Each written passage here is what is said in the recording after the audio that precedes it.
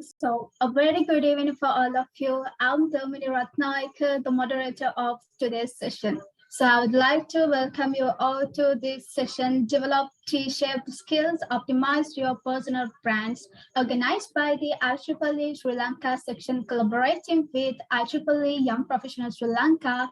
Let's talk at the second phase of the Industrial Colonial Dialogue Forum. So today we aim to impart the knowledge on development of T-shaped skills and building a successful personal brand for our audience who are looking to step into the industry. So once again, it's a great pleasure to meet you all, and I hope this will be a great experience for you. So without any further delay, I would like to introduce our guest for today's session. He's the head of projects at Vetstoria, a UK-based agile technology company, and also he has been working in highly diverse cultures over 12 years in global corporate giants such as Bosons, HSBC, and fast-growing tech Netherlands scale-ups. He has brought expertise to companies who were looking for effective agile delivery and agile transformation strategy, product development, and high performance. As a speaker, his purpose is to educate and inspire you, spark discussion, and motivate change through game-changing growth and agile strategies. He is none other than Mr. Niroshan Madampitige.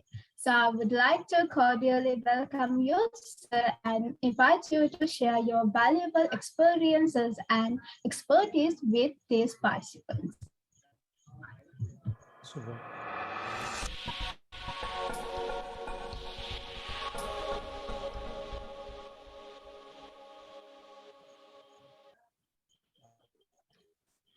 And also, I would like to remind all the participants that you can post your questions related to the topic in the chat below. So after that kind reminder, it's over to you, sir. Thank you, Deomini. Thank you for the long but nice introduction. I love the way you introduced me. Thank you very much for that. Thank you, and yeah, so this is going to be an exciting, it's basically exciting 2 hours that I foresee, and I would ensure that, you know, most of you, if not all, will walk away with some great insights. Yeah. But there's a condition. Condition is that you got to be involved. Not sure you are fully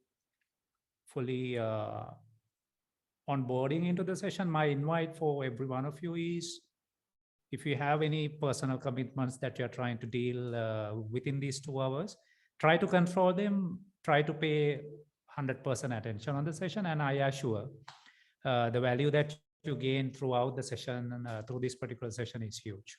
Yeah, so that's a quick invitation for every one of you. I will also urge you to be on camera when needed, particularly when there is a discussion going on. Otherwise, you can be, you know, switching off your camera. But when I think the best way of virtual interaction is at least seeing each other, right? So if I can see you, I think that's the first point you start raising your bar in terms of a young undergraduate as well as someone who is going to get into the corporate world, because looking at your thumbnail, no one is going to be impressed, right? And I like when Deomini introduced herself as well as introduced myself. She was on camera, right? Imagine you don't see her when she gives the introduction. So it's a totally different situation, right? So second invitation is that try to be on video as much as possible, particularly when there's a discussion going on. So let's do a quick check-in. What I'm going to do is I'm going to ask you to do a quick activity as we start the session. Let me share you the link of a particular board. Just click on this. Can anyone tell me if any one of you is on your phone, smartphone? Type yes if you are using a smartphone for this call.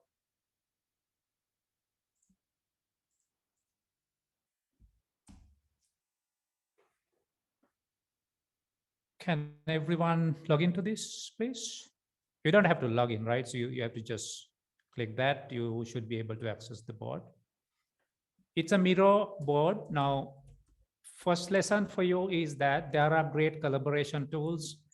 Out of any tool that is visible to you, that is available in the tech world, Miro is one thing that can hugely benefit you as a professional. I use it personally as well as professionally. Whenever I start consulting a client, one of the key tools that I introduce to my clients is this, because this tool is very unique. This is a collaboration tool. It's pretty much a whiteboard. Yeah, so it's just like you have a huge whiteboard where you can do anything and everything. You can, starting from a quick brainstorming discussion to a weekly meeting to a strategic discussion, to any complex discussion, brainstorming session can be done here. So I'm basically asking you to log into this. So I see 19 colleagues are here. So I'm going to bring every one of you closer to me, right? So you will follow my cursor now. Do you see this, everyone? Where my cursor is? So I want you to, as I mentioned, I want you to interact, right? So I expect every one of you to communicate, reply through the chat as well as verbally. If you can just, unmute yourself and speak up, that is the best option. But for certain questions, you can of course type yes when I ask you to type yes. Can you just type yes if you are with me, if you see the board?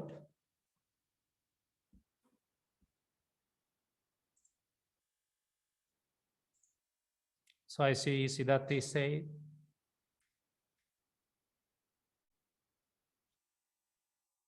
Suresh, thank you. What about the rest?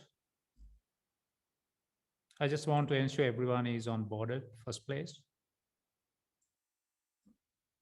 So here you are going to learn, the competencies that you must have as a young undergraduate, as well as someone who is going to be getting into the professional world. So I will tell you one thing, right? So one thing that you have to do is, guys, you have to show up, right? You got to be the first person to speak up, first person to show up when there is a request, right? If you don't do that, you're pretty much behind the crowd, and your value proposition is just decided by that itself. So very few responses here, but I encourage everyone to just work with me because it's critical. So I see a few responses as well. Thank you, Dubinda. Thank you, Dazun. What about others? Do you see the Miro board, everyone? Yeah, cool. Hirinu, right? Hirunu, yeah, Hirunu, thank you. Yes, I think everyone can see the Miro board. Okay, I want everyone to respond as well, yeah? That's part of my learning, right? So I see everyone, that is great, thank you. Okay, so let me put the link again. Thank you for asking, Dilshan. Excellent. Now, imagine this, right? I think this is the best way to realize how serious the discussion would be. Imagine you have spent 1,000 USD to attend this. Okay, 1,000 USD is huge money for you. If you do spend that money, you're going to pay full attention, right? And I want you to do that. Otherwise, I assure it's not beneficial at all, right? If you are trying to just listen to me, it's not going to help you. If you get involved, I will assure, right? It's more than $1,000 worth program. So just imagine you have spent $1,000 out of your pocket, and you are here. Now you got to best out of it, right? You need to ensure that you gain enough value to cover your $1,000. So think it that way, right? So I don't have to repeat certain requests multiple times if you understand that. So with that, let me ask you to do one thing, right? So let me share the screen as well, so that everyone see. You see this wheel here? So these are a lot of emotions that all of us would go through in a single day. So I want every one of you to pick one of these dots, right, on the left side, one of these things, and place it in the right place. So you see that, right, all the emotions are divided into 6 different classifications, right? You are scared, joyful, powerful, peaceful, sad, mad, right? Then you go into the second layer, ask, what is the relevant, what is the appropriate feeling that I can elaborate myself at this point, right? Just ask a question, how do I feel now, right? Pick up the most appropriate term, put one dot into that. So if you can be specific, that's better. If you go onto the outer side circle, that is more specific feeling that you realize. You say, because this is one thing, right? One thing you will realize is that for you to have the right level of energy, right level of commitment is a key factor, key success factor for you to become successful. I realize sometimes I don't have the right energy. So the realization that I don't have enough energy itself is a great thing. Why? Because then I know I'm conscious that I'm not having the right level of energy. So I need to do something to get it back, right? So this is where I'm asking you to just put your feeling down here. Let's acknowledge what you feel right now. Yeah.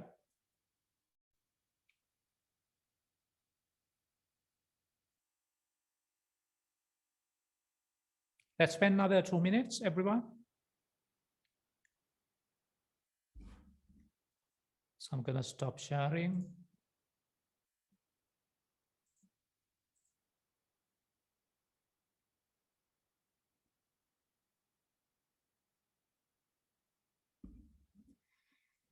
So we have 38. Excellent. I have a few of my friends as well. Hello, Damika. Hi, Roshan.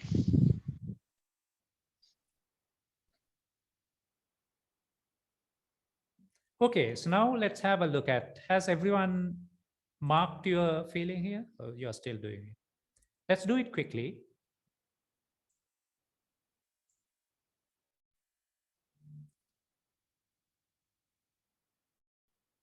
Someone is excited, someone is stimulating, someone is joyful, someone is powerful, someone is energetic. That is great to hear. Someone is depressed. Yeah, so good to acknowledge that, right? So you might be going through a tough time. So just find a way to relax yourself, because life is that, right? So at times we go through some frustrating feelings, frustrating situations. And I personally believe such incidents, such depressing situations might be your turning point as well. Personally, this is something that I've realized, and I hugely use those frustrating, disappointing times and feelings to drive better, right? So whoever who said that, whatever you go through, don't worry too much. It's going to be okay. There's always a learning out of any frustrating situation. Try to energize yourself. Yeah. Lonely, okay. Inadequate, relaxed, thoughtful, okay, trusting, loving, excellent. So you see now, what do you see here? Now, although I would expect every one of you to be really excited about the talk, everyone would just wait for this. I mean, probably you all are waiting for the talk, right? But at the same time, one thing you realize is that we all go through different feelings multiple times in a given day. Even within a given minute, given few minutes, given 1 hour, given day, right? Month, few months, 1 year, and many years, we go through a lot of different emotions. This is life, right? So if you want to be great doing what you do, it doesn't matter what it is, right? So most of you are attached to engineering, some of you are onto software engineering, some of you are trying to be one of them, right? Whatever it is, where you are, you all will go through different types of emotions at times. Now, why I wanted to bring this up initially as we discuss, as we start the talk, is to just let you know that acknowledging the emotions, the feelings that you go through at a given point of time itself is the starting point of being great, because you got to be conscious about what you're going through, your situations, and you need to be fully aware. And just acknowledging that, hey, I have a frustrating, a depressed feeling, right? It will allow you to think further and be conscious about it, come out of it, right? And if you acknowledge that you are energetic and it's perfect, right? This is the right moment. This is the right feeling for you to go ahead. Even if you feel like powerful, any positive emotion, that's where you need to be all the time. So the moment you are not there, I think, you just try to put yourself back into that situation. Got it? So with that, let's start the session. I'm gonna share the screen. So let me share the screen. So you are free to ask any question, everyone. My intention is to make it a very interactive discussion. I would love if every one of you speak up. You will be given opportunities to speak up. You'll be given a lot of opportunities to bring up your insights, also get involved in various activities. Yeah, so let's try to do it that way. So I'm sharing the PowerPoint, a PDF basically. Can someone tell me you see this? Yes, sir, we can see screen. Super. Right. Let's get started. Now, first thing first, if you look at what you're going to talk about, right? So I basically themed it as T-shaped skills or T-shaped individuals, and connected that with optimizing your personal branding or optimizing your personal growth. There are a few things that you need to understand in terms of doing what you do at a greater level.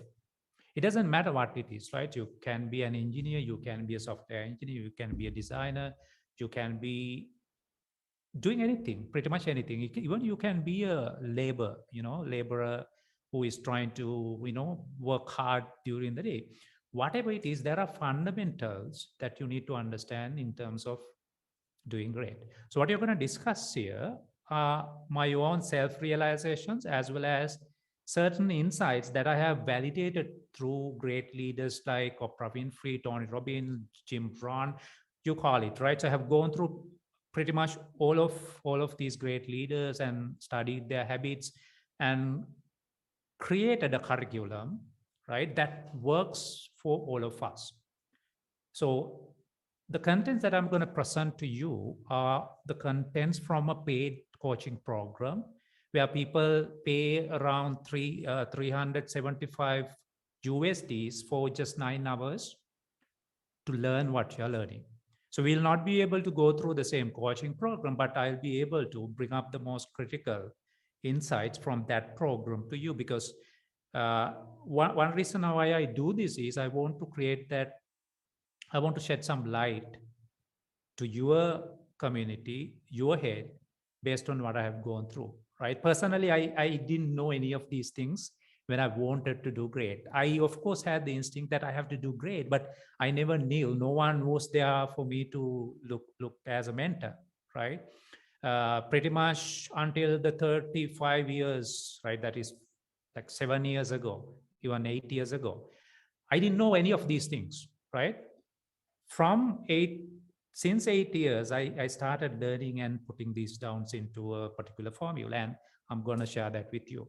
So few things that you need to tackle in terms of doing anything great.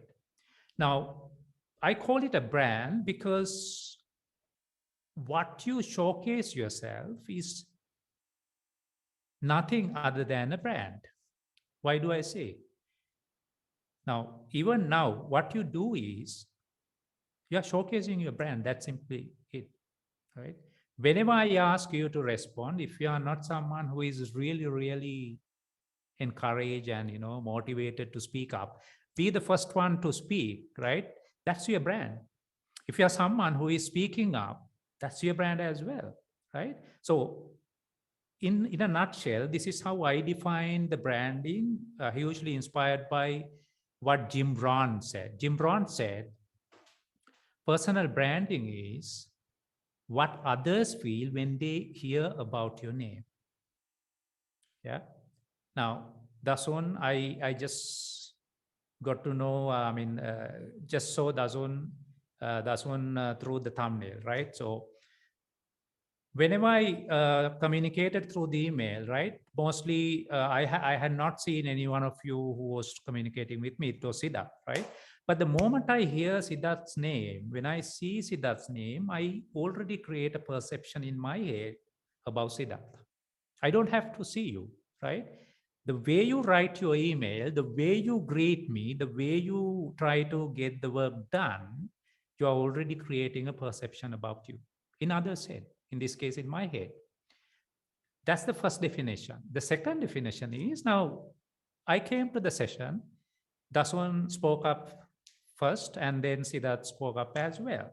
Now, that's the second opportunity for me to build up my perception about Siddharth and Dasun. Same way, it's the same way how I and Dhammika have interacted, right? What Dhammika feels about me, what I feel about Dhammika is working the same way. It's based on what I heard and adjusted by what I see, what I observe. So people can say, hey, Niro is great in speaking, right?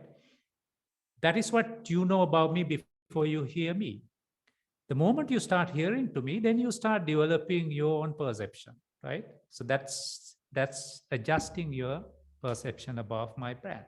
So if you want to think that I'm an engineer, I'm a software engineer, I'm someone who is technical, I'm a technical expertise, I'm a scientist, I'm a designer, I'm a UX engineer, I'm a doctor, professor, whatever it is, right? Just remember that. Now, from there are 4 things that you need to pay your 100% attention on. If you just understand this, and you will do a fantastic job, right? What is the first thing? The first thing is, I call it authenticity. You are unique. Every one of you is unique. So do I. I'm unique, right? This is the first time you are listening to an individual like me. I would assure, unless otherwise I'm being a copycat, right? That authenticity is the very first step of establishing your brand. This is where you need to be very conscious, my friends. Yeah, so you've been very young. You should have the highest energy level possible in your lifetime. Got it? Because this is the best time where you invest yourself to build up your future. So if you don't have the right authentic profile built at this point, you cannot assume that anything great will happen in the coming years, right? So ensure that you're trying to create an authentic profile, authentic self in your profile, in your brand, in your life. So it doesn't have to be very sophisticated, right? It's simple as you can be. Example, right? So when you refer to Mark Zuckerberg, right? People talk about simplicity, right? He does not wear fancy stuff. He does not change his attire, right? So that's actually one of the authentic ways he communicates. This is what I am. This is who I am, right? So you need to ask, whenever I want to go out and make myself visible, what is unique in me? So if you go through my Facebook or LinkedIn or Instagram profiles or YouTube even, so it is pretty obvious who I am, what I'm trying to do, what is unique in me. You will see 1,000 speakers around you, but I want to create a unique branding myself as a speaker, as an educator, as a professional, right? So start thinking, hey, what is unique in me? What can be unique in me? That's the first thing. The second thing is consistency. So this is lacking. There are a lot of coaches, people who reach out to me. They are managers and senior managers, director and above.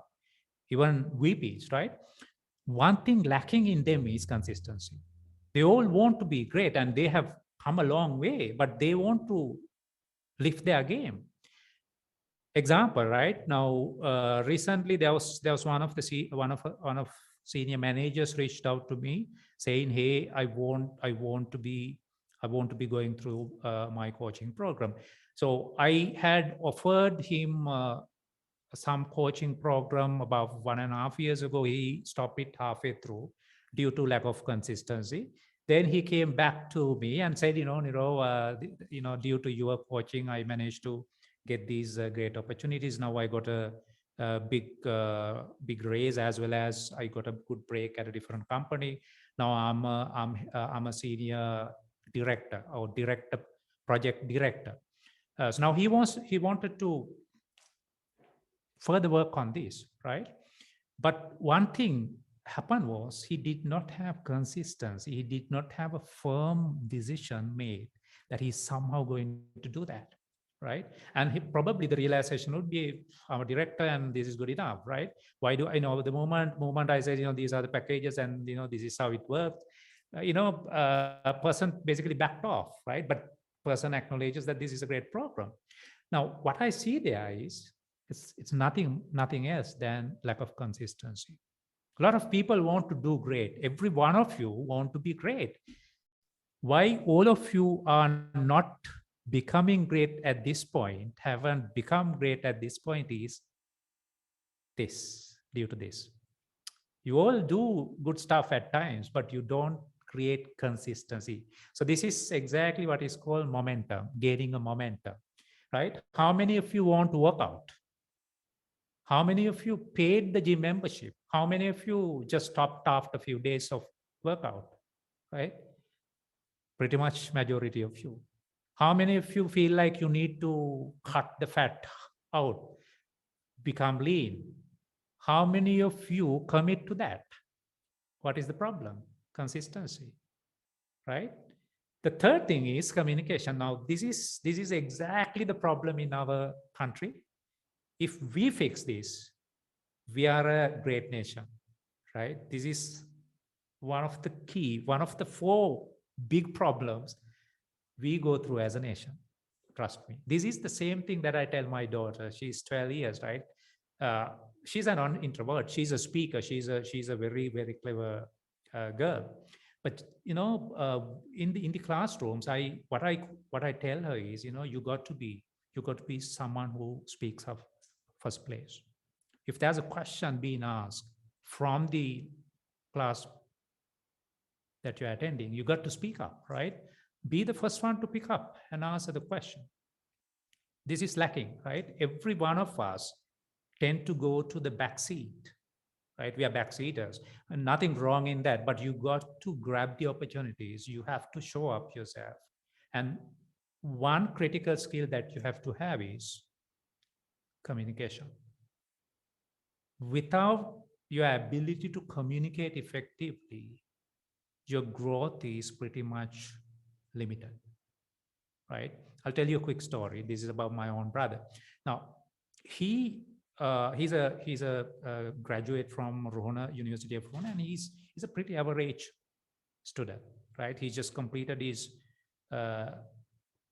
computer science degree, and I managed to coach him a bit, and then being able to communicate a bit better than what it was, he managed to raise his bar instantly, right? He got the internship. During that internship, I was working with him and telling them, this is how you got to profile. This is how we started with the CV, right? Then we build up, narrated the story, right? This is what I am. This is what I have been doing. These are my strengths. These are my weaknesses. These are the areas that I want to work on. This is my key focus for the next 2 years, 3 years, 5 years, etc. And he started just communicating that, right? Now he's in a much better position, right? He's in a much better position in terms of the salary he earns, as well as what he's going to do. You get what I'm saying? So communication is one of the 4 parameters, one of the 4 dynamics that you got to tackle. So if you feel like you are not a good communicator, that's an indication. That's an indication that you are not doing great. Trust me. Anyone who feels I'm not the best communicator is not going to get the best salary in your domain, in your range. You're pretty much getting the lowest salary. Yeah. So if you are a software engineer, if you are an engineer, your salary is the minimal salary among your colleagues. Go and check this, right? I assure this because I've done a lot of research on this, right? I had MBA students who is enrolled for the top ranked UK university MBA, earning 50,000 rupees per month. Can you imagine? He's supposed to, be a senior manager after the MBA, earning, $500,000 and above. But this colleague was getting 50,000, and the problem is boiled down to communication. One, he didn't know what it is. He didn't know the market rates at all. He didn't know how to pitch himself. He didn't know what the value of himself, right? You got to be conscious about this, right? This is a voice that I kind of try to spread all the time. The fourth thing is even more crucial. This is the number, if I looked at everything else in my life, this is the number one thing that helped me to become who I am today. And this is number one thing that allows me to go further. You get what I'm saying? So recently, I actually facilitated one of the consultancy certifications. I developed it, crafted it, launched it, and then trained the first batch, right? About 10 people. So recently we launched one of the international alliances called International OKRs, Objectives and Key Results Alliance. We are trying to go global, and it's a global entity by the meaning of it, by the name of it. So we are trying to go global, right? One thing that allowed me to get to that point is nothing but the time. How much time I spend doing what I do is the number one reason why I'm doing better than my colleagues. This is what Will Smith said. Will Smith was asked, Will Smith, this was a question in a if you search Will Smith secret recipes, or let's say best messages, you will get this out of the videos that you see. In one TV interview, Will Smith was asked, Will Smith, we know that you are great. You are one of the greatest Hollywood actors in this era. Tell me, what is that secret? You know what he said? He looked at the moderator and said, you know what? I'm not exceptionally talented. I'm just average if you look at my capabilities. But one thing that allows me to do better than anyone is simply, it's my sickening. He said this, right? It's my sickening work ethic. It's my sickening effort. When others sleep, I work. When others eat, I work. And I do the work that others do in 1 year in 1 month time. How? Spending more time than anyone else. So this is the number. Now I told you, right? Trust me and put this down. If you can commit yourself, telling yourself, hey, I'm gonna spend 2 hours, 3 hours, 4 hours every day developing my competencies. If I feel like I'm not the best communicator, make it a priority. Spend 2 hours every day for the next 6 months. And I guarantee you that you double and triple your value in 6 months' time. Right? It's nothing else. It's just your time investment. That's it. Because the moment you pay the attention, spend the time on the right priority, it does magics. Right? This does not mean, spending time on a cricket match. I mean, it's all good, right? So you all will enjoy. But what's the outcome? Right? I was watching in my young days, I was watching all the matches. I never never miss them. But I don't have time to spend, sitting down and watching, one day match. That's why they reduce it to 20 overs, right? Now we are pretty comfortable with it. But the question you need to ask is that your top priority? If you feel like this is the top priority, that means you don't have anything else which is valuable than that. You go and ask any great person that you believe that great, are you watching the entire match? Are you sitting down and, watching all the matches in a series? No way, right? No person on this earth who has done great will do so. There's no way, because you got to have your priorities clear. So we fail there, right? So when you don't know what the right priorities are, you spend time, but on the wrong thing. So I'm not saying, don't watch cricket match. Please go and watch it, right? You support your country, you support our Sri Lankan team, all that is fine. What I'm saying is, you got to make a conscious decision whether is that the best thing that you can do to support the country. If you claim that, this is country thing and I want to support, right? But I'm saying there are better things that you could do, right? So in a nutshell, 4 things that I want you to adopt: authenticity, create an authentic profile. It got to be unique. You got to be authentic. You got to be unique. People need to see that you are a unique individual. Second, consistency. Start doing the great stuff. More importantly, be consistent. Third, communication. Ensure that you learn the art of communicating. If you do not communicate, everyone, you're not going to do any great. You will be just a mediocre guy or girl.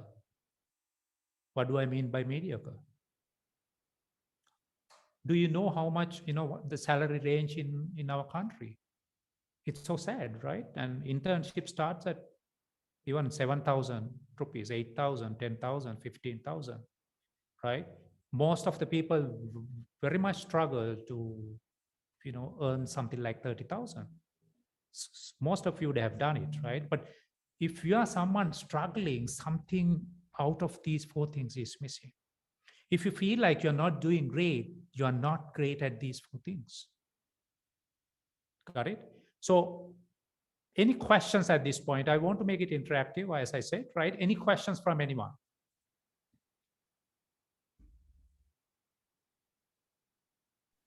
Yeah. Hi, Mr. Niroshan. I actually have a question, but I was actually going to keep it to the end. But No, since you that's opened the fine. floor, What's your name? so Yeah.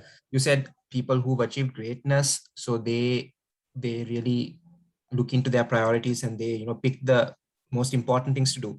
But even the greatest people, they have certain hobbies and certain things to chill and like unwind, because that's obviously necessary.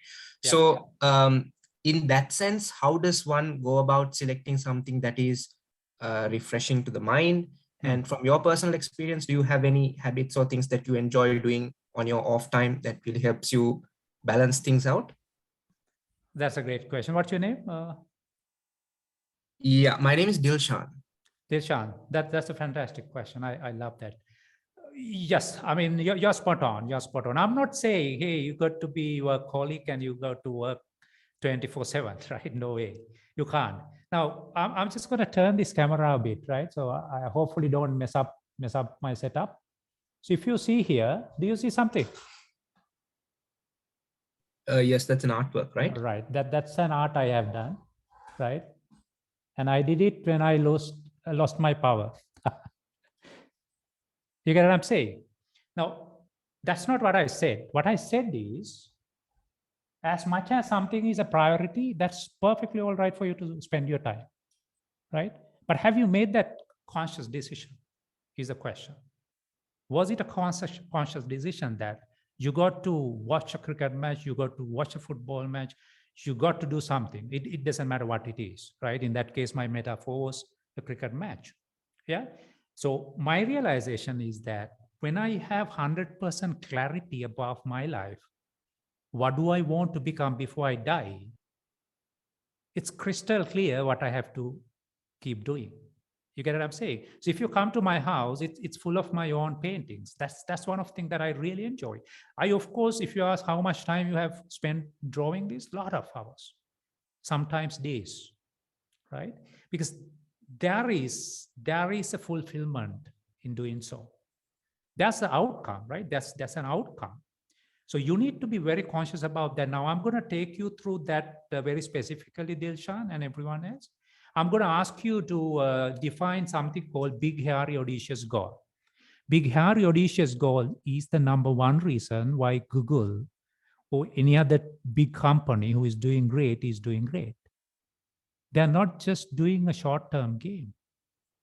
That's what we see, right? You see Mark Zuckerberg is talking about metaverse. Did you hear that they were working on this 7 years? There's a time he's just talking about it, right? Even prior that, he would have been thinking about this. He's not doing a tactical game, right? He's doing a strategic game. How come? He has much bigger vision than 7 years, trust me. He has probably thought of the next 20 years. And he's just launching few things year after year. Is that the way we work, is my question. Does that answer your question there, Sean? It's a great question, right? So of course you figure out whatever things that really matter to you and you got to work on it. Otherwise you're going to be a half-baked product, right? You're neither happy or neither wealthy. Yeah. Now, if you ask me, right, now this is where I found this coaching program. I found that wisdom through my own religion, that's Buddhism, making it simplified. Life is all about living in the moment. I went through a disastrous, frustrating personal situation where I had a stillborn baby 2 years ago, 3 years ago, right? The moment doctor said, hey, Niro, this baby is not going to last long, right? The prediction was 10 weeks from the pregnancy, the conceived date, right? We had to live a life where we just planned the day and then, kind of started focusing on the things. So we developed a set of habits, set of things that we wanted to do in order to ensure that we enjoy even that tough situation, right? So we have developed habits onto meditation, habits onto, the rituals, habits onto just realizing, how to survive a day without thinking along. That is when you go through a tough time. When you came out of it, we came out of that situation with full of wisdom. That's what I'm actually sharing with you, right? So just, this is my guidance, Deshan. Figure out what really matters to you. To figure that out, ask this question: what is my 20-year goal? What do I want to be in 20 years' time? It's tough, but it will tell you some indication. Example, if you want to become one of the best engineers in the world, that is what it is. If you want to become one of the best researchers in the world, that is what it is, right? And then you ask, what really matters to be? Then ask, if you say, hey, I'm a cricketer, I'm a sports person, I need to play a sport pretty much daily basis. Perfect, because that's what you are about, right? But if you say, hey, sport is not me, trying to play sport might be a waste, right? Can it still benefit, but you're not going to enjoy, right? If you are not a speaker and trying to become a speaker won't work because you're not passionate enough. So you need to ask personally, professionally, what matters to me? So I'm just suggesting that you need to list down 3 to 5 focus areas that you are going to focus. Being an engineer, it's the same thing. It's a very valid question, right? So you don't have to just stick to engineering itself, but there will be certain other passionate areas that will motivate you, that will basically keep you going. Pick them. That's what I showed you, right? I do these paintings whenever I have a free time, and I sell them, right? I sell them. I work with few interior designers, and when they give orders, I pretty much, not in a large scale because I don't have time, a lot of time. But whenever I have time, I do paid work, right? So this is how it works. Hopefully it's a long answer, but I wanted to just go a bit deeper. Yeah, thank you so much, Mr. Niroshan. Got the answer. Thank you. Excellent. Okay, so a few more questions. Can you send that again? Okay, that's a previous question. Even if we really work hard, we should have luck to gain it. Do you agree with it, sir? Well, that's a very tricky thing. Yes and no. Don't worry about it at all, right? If I believe that, I will never be here, because I come from a background where I had no opportunities around. It just you got to just believe in you. So I'm going to talk about that, Safri. Thank you for the question. It feels like you tend to feel like there's something else than your effort itself, right? That is not the luck, but it's something else. I'll tell you what it is. Yeah, it's you feel like it's the luck, but it's not. Let's figure that out soon. Yeah, okay with that, Safri? Oh, Zafri, how do I pronounce your name? Yes, sir. Yes. How do I pronounce your name? Zafri, sir. Zafri. Okay. Thanks for the question. Yeah, you're gonna like the upcoming slides. Yeah. So I'm gonna. Can you confirm you see my screen again? Yes, sir. We can see your screen. Perfect. I'm gonna quickly run through this. So this is pretty much we discussed. If you want to build a greater brand, now again, branding is the abstract profile that you're thinking of. This is what others see in you. Whenever you go and speak, whenever you go and appear, whenever you do a speak, whenever you do any work, right? Your branding is what others feel. It's not anything else. It's the feeling that you create in others' head. So you need to be conscious. So in order to do that, first thing first, you need to ensure that you have the right attitude in you. Trust me, this is visible, right? You don't have to tell it loud. How you think is pretty much visible from what you do and how you look. Yeah. So ensuring that you have a very positive, supportive attitude is the first thing to happen. The second thing is figuring out, this is exactly what Dilshan was asking, right? Figuring out what really matters to you. Not so simple, but doable if you pay enough attention to your own instinct and ask yourself. You have to keep asking that for a few weeks, months, sometimes years, right? I found this. I was seeking for this, many years, many decades. I actually found this after a crisis when I was just about to lose my job at HSBC, which was a managerial job. I enjoyed those big perks, the greatest bonus I have ever had so far, right? Even being a head of delivery, head of projects, I have never got the same bonus I got in that job, right? So it put me into an uncomfortable situation where I had to look out and see, what can I do? Then I started asking, what really matters to me?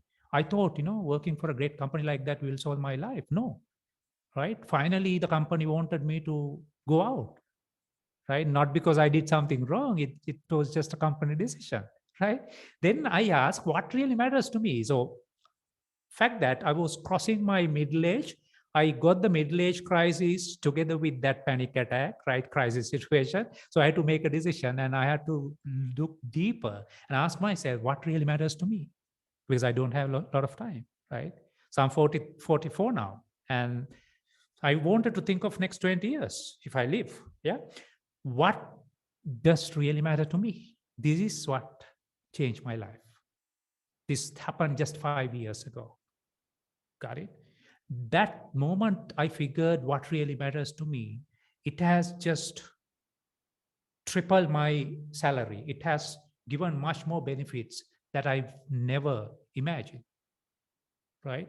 I live a life which I'm really, really happy about, right? It's not just sitting and doing some work for the biggest company. Yeah, that could help. But there are a lot more things that I do than what I was doing 5 years ago. That's because I asked that question very critically.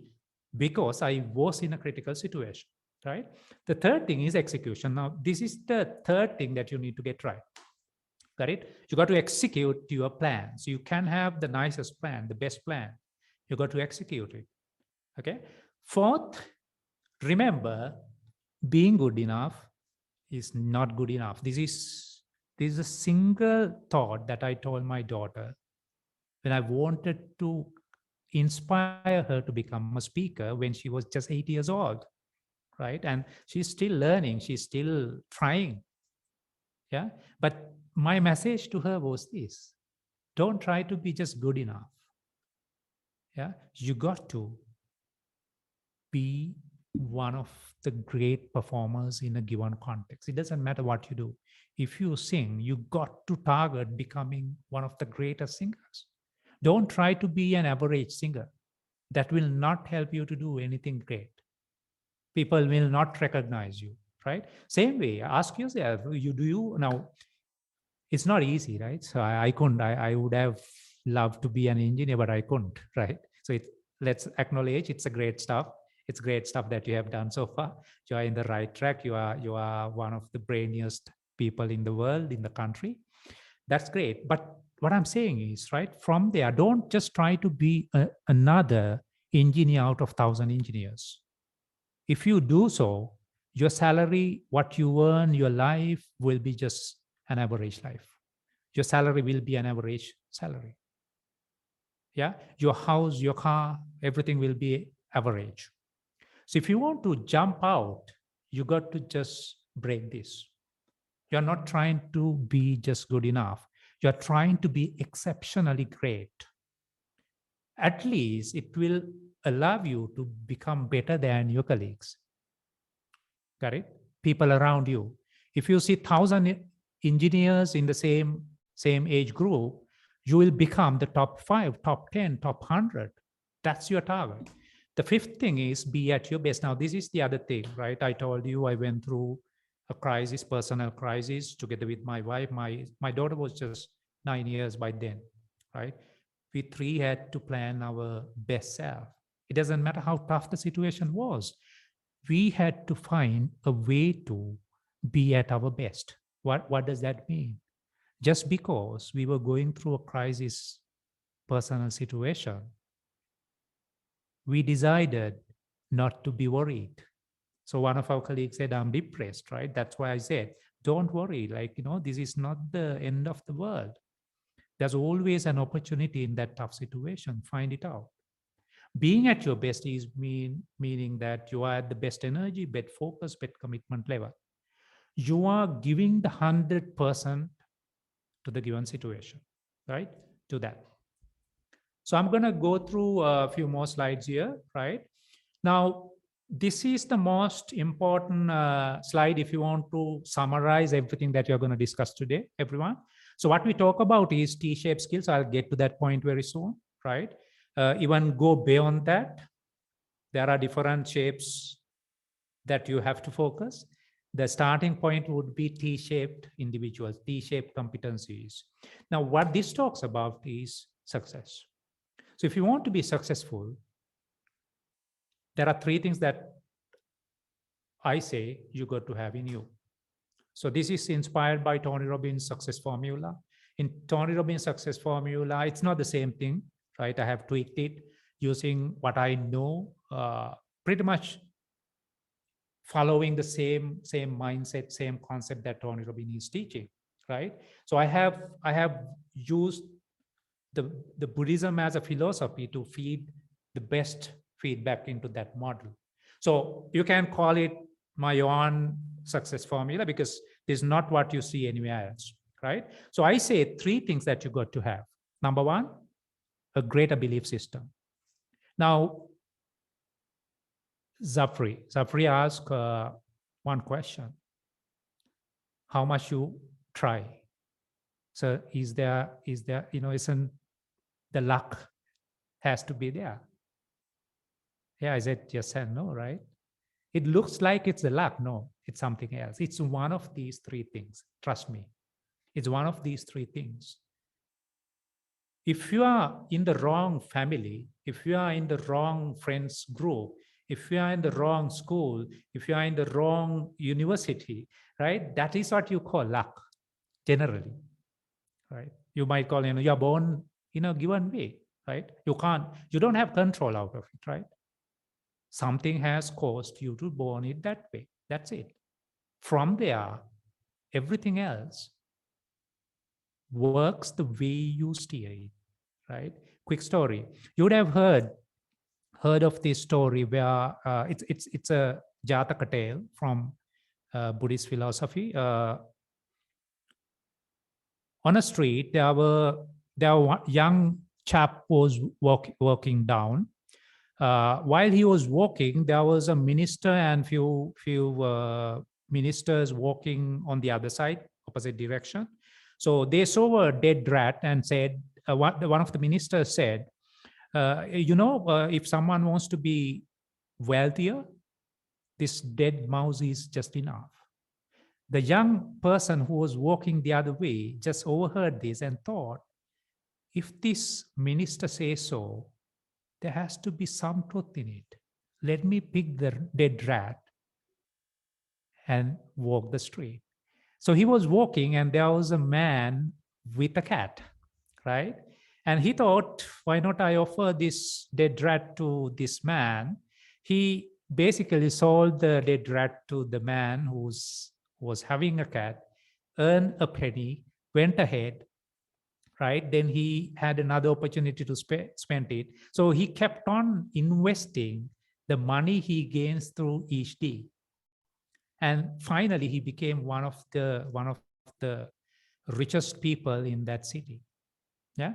So this is where we say, if you really have a strategy, if you really understand how the things work, you can absolutely be great, right? Trust me, this is what I try to become. This is what I truly believe what can happen, nothing else.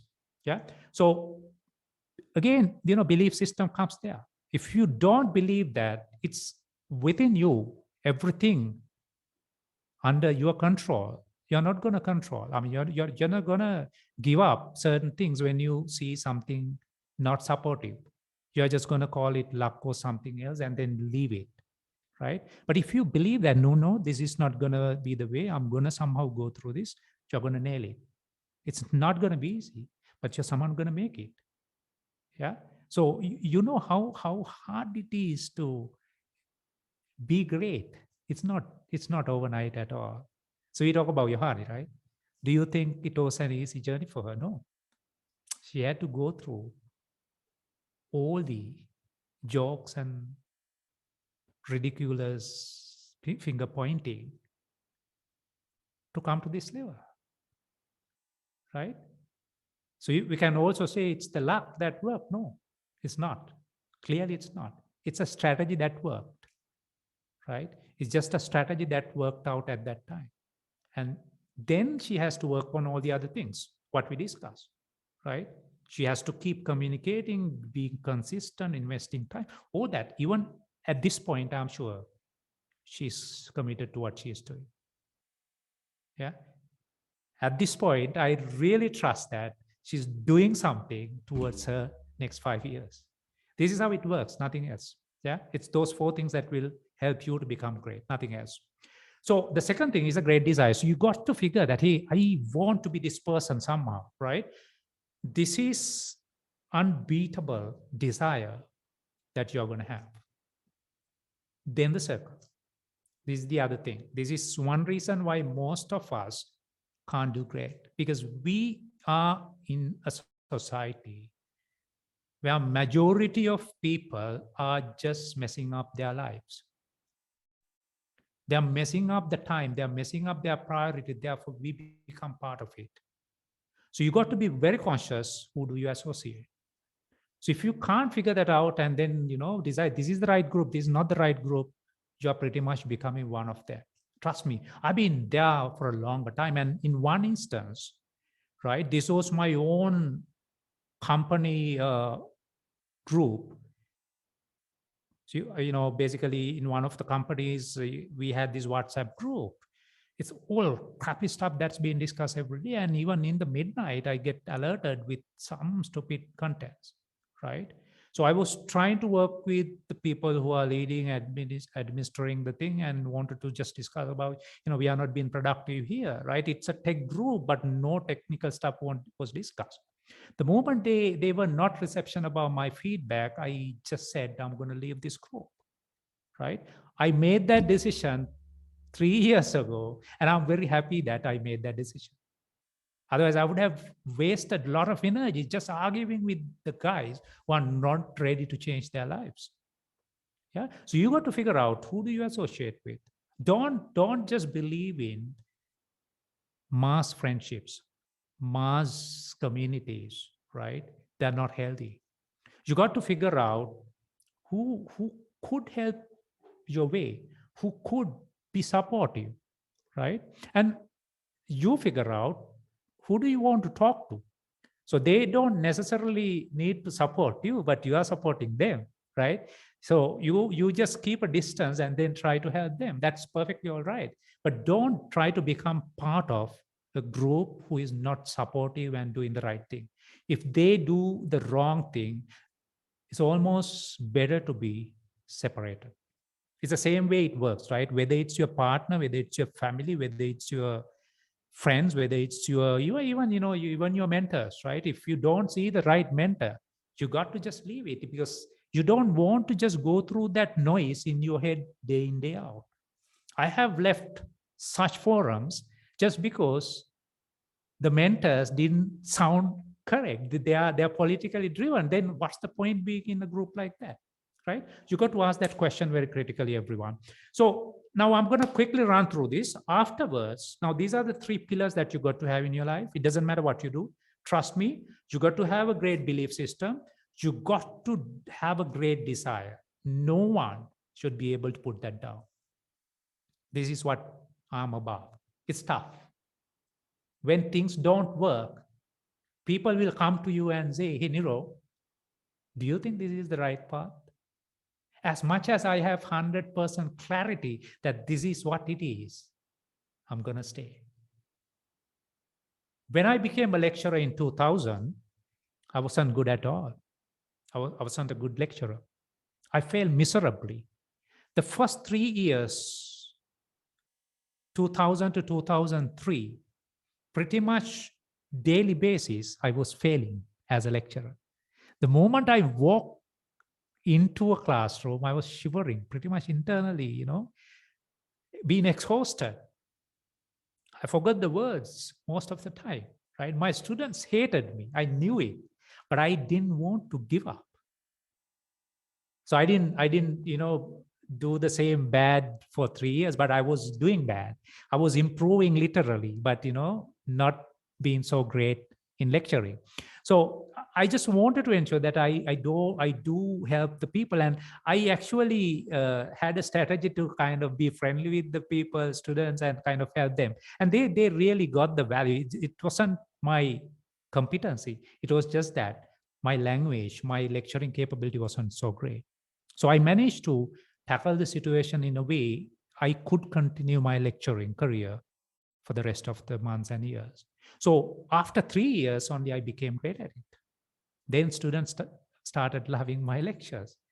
Got it? So it's not easy. It's not easy. It's the great desires. If I did not have a great desire to be a communicator, be a speaker, I wouldn't have been doing that job for 3 years, where I knew that I'm not enjoying this, right? I have pretty much every day, myself and few other lecturers, we used to stay back in the institute, go through the lesson for the next day, and just have few hours, 2 to 3 hours of sleep on a desk to prepare for the lecture, right? And they have a wash and then go to the lecture. So this is how it is, because these are the 3 things unknowingly that allow me to become who I am today, right? It's the same thing, everyone. So trust me, if you just put this down, belief system, you just need to challenge yourself and ask the question, do I have the greatest belief system? Do I believe in me or someone else? right? It doesn't matter whether it's someone outside, right? Whoever it is not going to help you. It's just you who will change your life, no one else. So trust that, right? So there's a strong person in you. You need to wake that person up. Most of us have just let that fellow sleep, right? That's where we all talk about the migration, because we believe that migrating the things will solve the problem. No, right? Migrating make it worse. It might work for some of you, right? But it's not the solution. The solution is in you. Yeah. So number one, desire, the great desire. You got to have a great desire. Third, your circle. Ensure these three things are there. Then go to the next layer. That is strategy. You got to have a great dream. So, I mean, you all have a dream, right? So then you turn that dream into a strategy. This is where I ask you to come up with big, put this down, everyone. Big, hairy, audacious goal. BHAG stands for Big, Hairy, Audacious Goal. It's a 20 to 25-year long goal that you put yourself. The companies also do the same thing, trust me, right? From there, when you know, okay, example, this is where I said 5 years ago, I said I want to be a global leader in the project management and agile world. This is what I'm still trying, because I have just spent 5 years, correct? But I have made huge progress. I have pretty much 5x my salary compared to what I was getting 5 years ago. And I'm going further, right? I have launched one of the international alliances to be grown to a very international global scale. And it will grow, sure, right? So what allowed me to do that is this, BHAG. I have a much bigger vision that you don't see. What you see is I speak up, I do a lot of posts, I communicate very proactively. What you don't understand is what's the strategy behind what I do. It's a long-term goal that I'm trying. Got it? So that's my BHAG. Then also I ask, what are the 5 things that really matter to me? This is where I have said my professional growth as an agile professional, agile leader, as well as a leader, technology leader, 1, right? Second, my spiritual growth, wisdom. That's something that I'm hugely investing. So this is the answer for Niroshan, right? So although I said, just do what you are supposed to do, it does not mean it's just your work. Whatever works, whatever matters to you. So you got to figure out what really matters to you. So if you list down something in that 5 items, perfect. That is one thing that you're going to focus for the rest of the life. But if you don't know that, you will do all the sort of things, right? You will do clubbing and whatnot, and you finally get messed up with what you do. As long as you know that this is my life, this is what really matters to me, perfect. It could be telling yourself, I want to be clubbing, perfect, because that's what you believe at this point, right? So you can't listen to anyone else. You need to listen to yourself. Try it. And after some time, just look back and ask, is that what I have to keep doing for the next decade? Probably when you cross 30, 40, you might realize, oh, it's a waste. Why did I do that? That's okay. That will happen. So I look back and feel the same. I haven't figured the exact correct thing to be done in the previous decades. No, that's not possible. You got to try out the things and ask yourself, retrospect yourself regularly and ask, is this what makes me happy? Finally, I figured my sweet spot. And I think I'm not going to change what I really do at this point until I die, because I know that this is where real fulfillment for me is. You got to figure that sweet spot. The next thing is develop a strategy. Now, this is what you are actually mistaken, thinking that there's a luck, there's something else that contributes to your success. It's your strategy. So if something doesn't work, change the way you work. That is called strategy. Strategy is thinking critically, thinking structurally, looking at all the parameters and asking the question, what is best for this situation. Decide it yourself. Talk to the mentors, talk to your teachers, talk to your parents. Decide what you want to do. Try it for some time. See whether it works. Now, this is where the next thing comes up. PDCA. PDCA stands for Plan, Do, Check, Act. This is what is called Agile. This is the way you can iterate any strategy in a shorter period of time. Example, if I want my daughter to be a keynote speaker as well as a global singer, I'm not going to wait until she becomes a graduate. That is 20 plus years. I'm not going to stay. If I do stay, I don't understand agility. What is agility? Agility is coming up with the most minimal viable way of working and executing yourself. Put the things into action, try it out and see whether it works. If it doesn't, adjust yourself. Come up with a different strategy, adjust your strategy, again iterate. So iterations are shorter time boxes where it allows you to try something out. Example, if you want to become a freelancing engineer, freelancing software engineer, graphic designer, architect, engineering expert, consultant, you can apply the same. How? Come up with a strategy. Try to iterate for the next 3 months. At the end of the 3 months, look back and ask what worked, what didn't work. Adjust your way, then plan the next 3 months.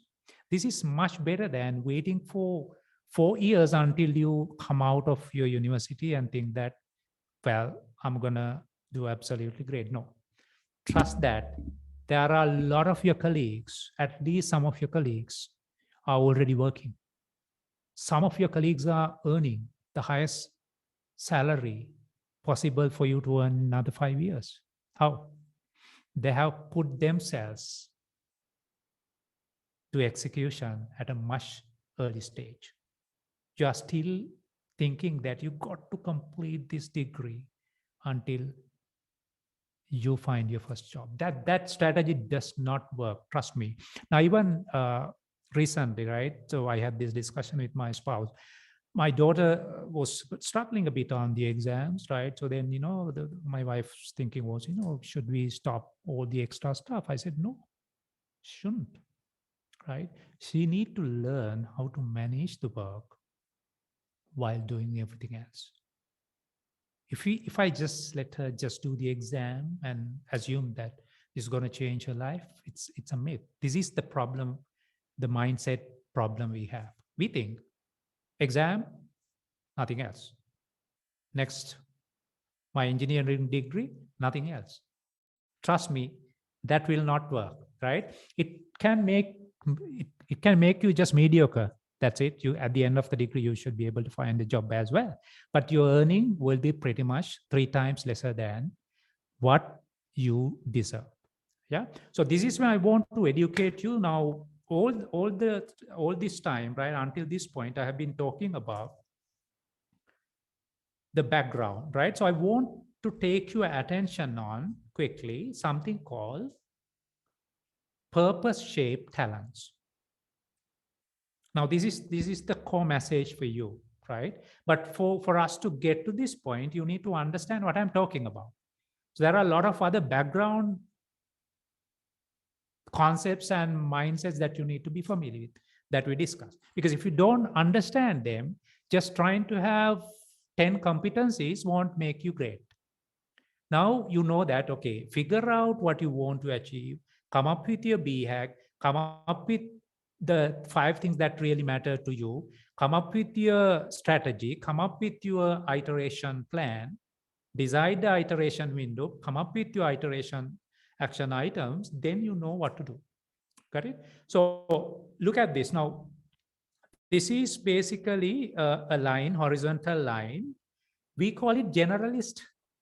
These guys are good at everything, but I mean, they know everything, but they're not good at anything, right? You ask whatever it is, they will be able to answer your question in terms of the theory, but they have never tried any of them. So we call it generalist. it works up to a level. You can, we also see that in HR field, we say HR generalist. That means they are overall good at pretty much anything in HR domain. That's a positive way of telling it, right? But if you do not have one expertise, example, recruitment, it's as much as it's almost useless as you don't know anything, because little by little on everything. Doesn't work. So generalism won't be the way to go moving forward. You can't just know bits and pieces of the things and claim that you are good. No one is going to buy you.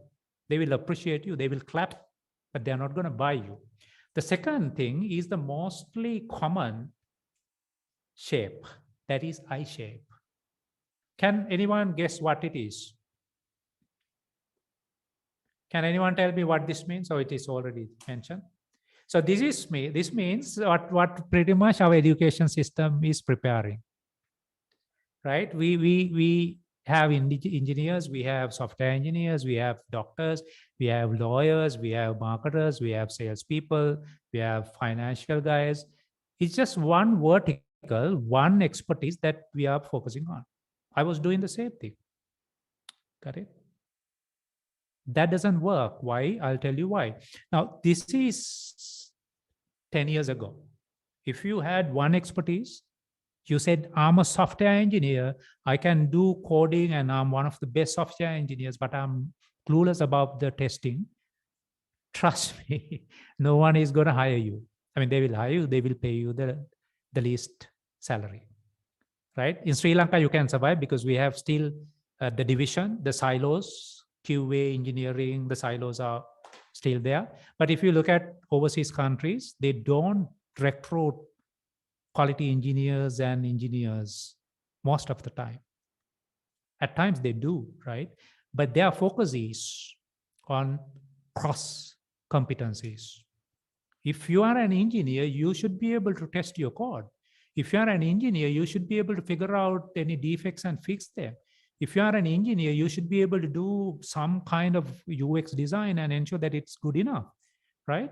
So this is where the world is moving. So that's where I thought, this is what I have to tell you as young professionals, young people in this country, right? So if you want to do great, you need to ask this question yourself. What's my profession? Let's assume it is electrical engineering. Yeah, electrical engineering, there will be one vertical, that is electrical engineering, right? But just knowing electrical engineering itself will not make you complete, is what we are saying here. If you are software engineers, right? If you are a software engineer, just knowing how to code, how to software engineer, how to develop software itself will not make you complete. Then what else? There are a lot of other competencies that you need to master. So we'll talk about them, right? So I-shape is basically having one competency, one expertise, and you are just limited to that. T-shape is the next version of it. In this, we have a horizontal line and a vertical line. Horizontal line represent additional capabilities other than your vertical. Your vertical is your expertise. Example, if I'm a software engineer on Java, my expertise is that, right? So no one can argue that, hey, why did you learn Java? Because that's my expertise. I'm a Java engineer.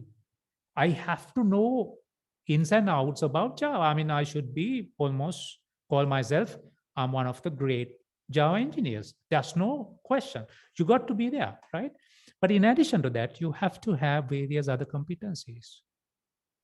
So these are the competencies that companies will advertise in the CV. What do they say? You need to be familiar with this tool. You need to be having basic knowledge on test case writing. You should be experienced in regression testing. You should be experienced in unit testing. You should be having enough experience, 2 to 3 years experience on test-driven development, automation, behavioral driven development, all that, agile, traditional project management, lean, Six Sigma, all these things are horizontal skills. The problem now, see, my current company, we are trying to recruit senior Java engineers for the last 6 months. We have been interviewing 200 plus people. Do you believe that we did not have one single person who will qualify? What was lacking? They are just stagnated into one particular stack, one particular niche, which is not good enough. And they have been working in that area for many years. So they don't know what's happening outside. They just know what they are doing, right? This is exactly what it is. Now, we face a huge problem. You ask any company, go and ask any company, do we have the right talent? They all say no. This is the biggest problem, right? Now, you being in the university, you still tend to ignore that voice. You still try to just master what you learn and assume that you are going to come out great just getting the highest marks for your module. No, you got to master. Now, this is the problem, right? This is why, I mean, this is very normal. It's not just you. Whenever I ask, speak up, how many of you will speak up? This is one big problem. 70 to 80% of people who face interviews are bad at their communication. They fail the interviews not because they lack the technical knowledge, mainly because they don't know how to communicate. They don't know how to market themselves. They don't know how to pitch themselves, right? 80 to 90 people in our community, in our country, are less paid. They are very much below the line. Why? They don't know how to pitch themselves. In my coaching, this is the first thing that I tell my coaches, right? Trust me, most of the project managers who come to me come with a problem saying, hey, I don't know how to raise my salary. Most of them have been working for 5-6 years, but they are still earning about 150,000. So I say, this is not even the benchmark, right? Starting salary of a basic project manager is above 230, 250. But these guys are earning like 150. Why? They are bad at other competencies. They just know how to manage a project. That's it. They don't know. Even most of them didn't know what the market is. They didn't know that it's possible for them to earn this much money. So within 3 months, I basically groomed them up to a level where I prepare them for the discussion. One of preparation I ask them to do is when the companies ask you how much you earn, just say one thing. What can you guess? What do I say? You say, I'm sorry, I'm unable to expose my salary due to confidential reasons. That's it. The discussion stopped there. Then they start pitching, right? They ask, how much you want? Then they say, so I basically say, anyone who is getting 150, I say, you say 250. Sometimes even higher than that, looking at their competencies. So I have groomed one of these project managers who was getting 150 to get 375 net salary within just 6 months. How come? It's that competencies, right? So he then has to showcase, hey, this is my value proposition. I'm not just a project manager. I have various competencies that I can contribute of. What else? I can train people, I can coach people, I can coach the leadership, I can facilitate leadership discussions, I can do branding, all that, all these competencies come into his role. So it's very magical, everyone. So this is why I want to talk about this with you, right? So just trust me, my words for the moment. Go and do your own research. If you are someone who was just planning to just master one skill, one competency, go and do your research and ask yourself, is it the right way or there is another way? Niro told us that, you got to have multiple competencies. So this is the structure, right? Develop one strong vertical. Now, in my case, my vertical is agile project management and leadership, right? That's my core. In addition to that, I have various other competencies that I sell. Even personal branding is not something that generally an agile leader would sell, right? I became a part of a sales mastery program where I will be teaching and coaching sales leaders above sales. How come? What's the secret? Secret is just what I discussed earlier, 4 things, 4 pillars, right? Investing time, being consistent, being authentic, etc. Right? Then ensuring that I am clear on my value proposition. Then I say, this is my vertical. I'm an agile leader. I'm an agile consultant, business consultant. I also do this. Personal branding is one of my initials. Objectives and key results is another, right? Leadership coaching training is another. So this is what I do, even when I do LinkedIn posts, YouTube videos, all that. This is where I actually pitch. So when you keep doing something for a period of time, people who consume these contents will automatically get to know what I'm pitching at. And recently I spoke about one of the very challenging thoughts about the branding, right? So, you know, there are these companies who are offering best place to work, great place to work. I was pretty much challenging that, right? I was challenging the bean bags, the nice coffee or free snack offered by the companies claiming that they are the best place to work. They have a great culture. I pretty much challenged that. Do you know, now the post has got 1,000+ views and about 180 reactions, 70+ reactions, right? There were quite several companies, HR folks who reached out to me and said, Niro, would like to discuss some leadership coaching opportunities, right? One of them, you know, these companies are big companies as well. So that's how it works. You got to just ensure that you have more than one competency in you. That's where your growth is. The 4th thing here is called pie-shaped, M-shaped. You see multiple verticals, right? 2 verticals here, 1 horizontal line. What does that mean? Can anyone tell me what you understand by that? You have multiple expertises or expertise, I guess. Expertise, yeah. And what is the horizontal line? That is the general knowledge or like the general idea that you have about certain things. Correct. You're spot on. You're Dilshan, is? Yes, sir. Yeah. Okay. Yeah, thank you for that, Dilshan. You're correct, right? So let me elaborate a bit. Now, 2 verticals are your 2 expert areas. Now, in this case, remember I told you, I'm actually becoming faculty of sales mastery program done by Apidum, right? I'll be facilitating personal mastery and personal branding for sales leaders. Now, I have made it one of my verticals. If I'm claiming that it's one of my horizontal skills, that would necessarily mean I have enough expertise to go and teach sales leaders. You get what I'm saying? So that is how I started. By I develop it up to a level where I can say this is one of my expert areas. Okay. So I actually have two verticals. 1, personal branding. 2, agile strategy. Those are two verticals of mine, right? In addition to that, there are various other skills that I carry in my value proposition. One example, keynote speaking.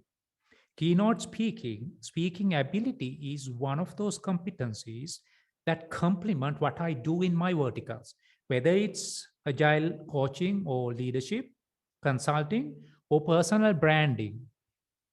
My speaking ability comes as a value addition in a horizontal scale, right?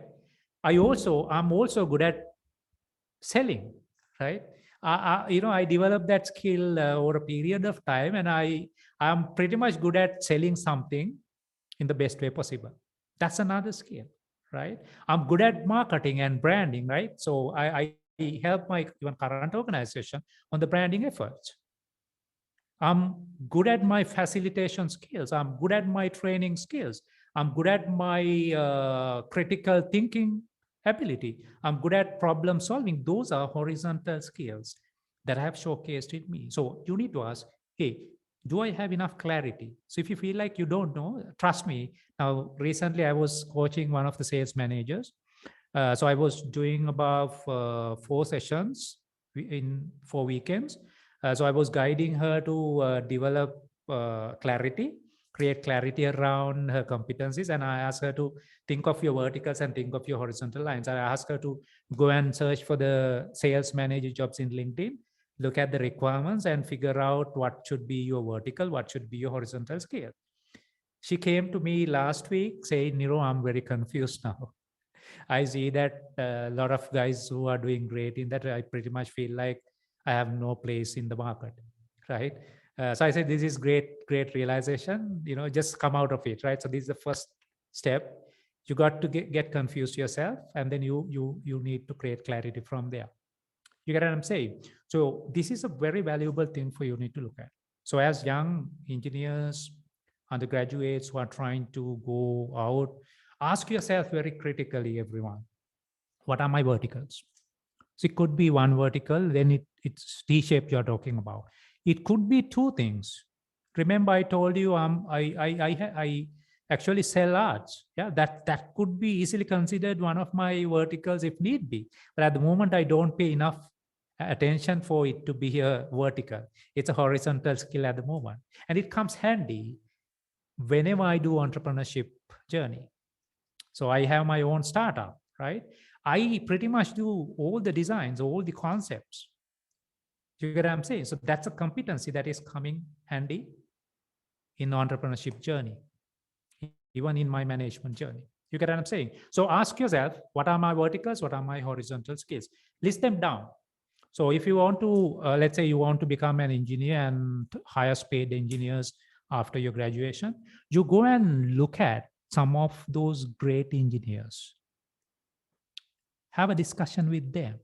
Figure out what competencies they do they carry, what competencies have they gained. So it will give you a lot of clues that these are the things that you need to start doing. So one of the, remember this, right? So you don't need to ask anyone. I'll tell you. Few things that you have to be good at, right? So I'm listing down about 10 things here. 1, growth mindset. You got to be open enough. You have to have the right mindset in terms of growing. The second, you also need to develop branding capabilities. You should be able to sell yourself in a 5-minute talk.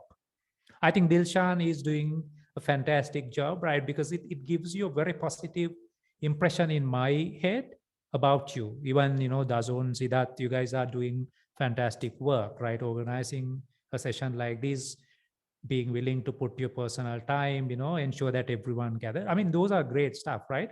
So these things will definitely help you. Even when you go to a company, when you start working, these things will come in handy because you understand how to brand, how to put yourself out, market yourself. The third is agile mindset. Agile mindset is all about 3 things. Remember, put that down. 1, creating transparency. It's all about knowing what is going on. Second, inspect what is happening. Whatever happens will happen. Just inspect and ask, what's happening now? Is it working? Isn't it working? If it works, what works? If it doesn't, what doesn't work? Right? You start constantly observing the things, inspecting the things, looking for new knowledge, right? New insights. Third pillar is adaptation. Agility is all about responding to change. Do you know that there were millionaires created due to the COVID situation? Personally, I gained a lot of international traction just because COVID hit us. Why? It gave a great opportunity to go global, do training from anywhere in the world. Unless otherwise, I was planning to travel and do the training, right? Get certified. Now I could do that just being at my room. Same way, I could offer training to multiple countries sitting here. You get what I'm saying? So the setup you see is a result of that. Remember that. So I have done the more sophisticated studio setup myself just because of that situation. So how did it work? through agile mindset. I put myself out, looked at the situation, adjusted according to the situation. I developed my competencies as well as my knowledge around pretty much everything that I need to know about live streaming, video setup, light setup, all that is being lifted up to a professional level, right? That's because agile mindset. Also the branding attention. If I didn't know how branding can change my life, I'm not going to do all that, right? Because it's an investment. So I had to kind of, justify myself. This is the cost required. It's a lot of money, but there is a purpose. There's a strategy behind it, right? So it's part of the growth mindset as well. So if you want to grow, you need to invest. You need to invest on the right infrastructure. You need to invest on the right knowledge. You need to invest on your earning, right? There has to be investments allowing you to increase your wealth, increase your money, right? Your assets. So all that is part of these three things. Then critical thinking, guys. Now, this is something we are really bad at. Being Sri Lankan, I'm not sure. Do you have any non-Sri Lankans?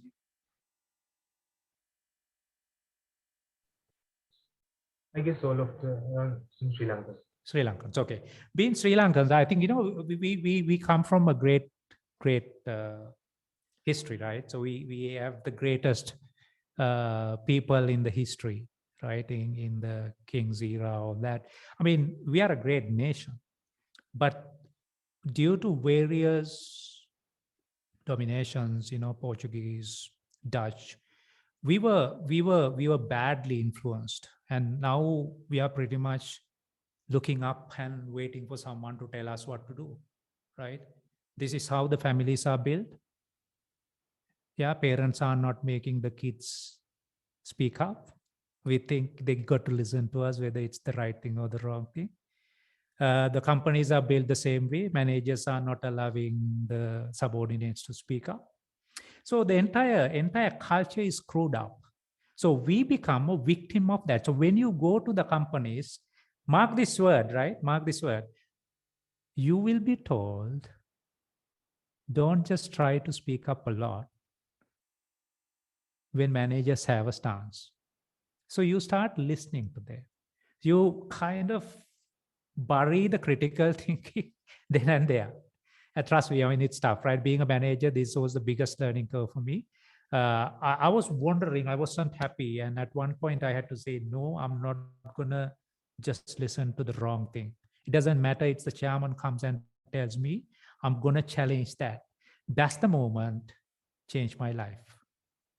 All that time, I was pretty much listening to the guy at the top and listening to the person, right? And pretty much doing. So you got to enable your critical thinking. If you have a feedback, you got to discuss, right?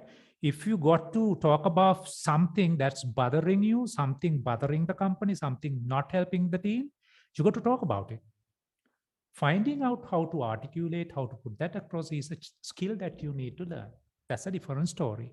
You can't just, throw the things at people and be critical. No, you got to, it's an art as well as a science. Learn it. Dedication. Companies look for dedicated people. Trust me. If you don't show that, you're not going to be great. Flexibility, adaptability. When you go and discuss the things, don't be rigid. Have your stance, but at the same time, negotiate. Be flexible. Understand the purpose. If the purpose is right, if you are being asked to do the right thing, I mean, you got to adjust, right? That's pretty much something you need to gain yourself. The next thing is survival skills. Yeah. So you need to master how to survive in a tough situation. So if you know how adventurers would train their trainees, they will basically put them into simulated situations where they got to come up with strategies in a surviving mode, right? If you get lost in the sea, how do you survive? At that point, nothing else is required than just surviving. If you are going through a crisis, survival is more important than anything else. Remember, I told you when my family, I and my wife and my daughter went through that. The tough, I mean, that's the toughest time I had gone through in my life, right? It was draining inside, but we had to come out of it. We came much stronger. Now no one can put us down, right?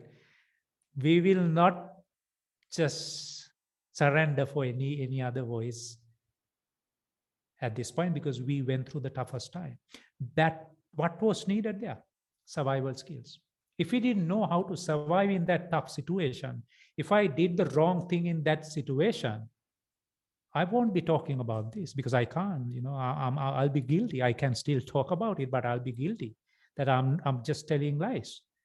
You get what I'm saying? So survival is a greater skill that you have to focus on. So that means don't plan for the most pleasant situation, right? Plan for the things that can go wrong. If something goes wrong, how do you survive in a situation like that? Companies will ask you these questions. They do. In the interviews, they ask these questions, right? Imagine this tough situation comes, how do you survive? So if you don't know how to tackle it, if you haven't done so, you are going to fail. So that's important. Coaching mindset, you should be coachable. As young professionals, young graduates and undergraduates, you should be reception above the coaching advisors, as well as you should be able to coach the people surrounding you. It's not just you who needs to be coached.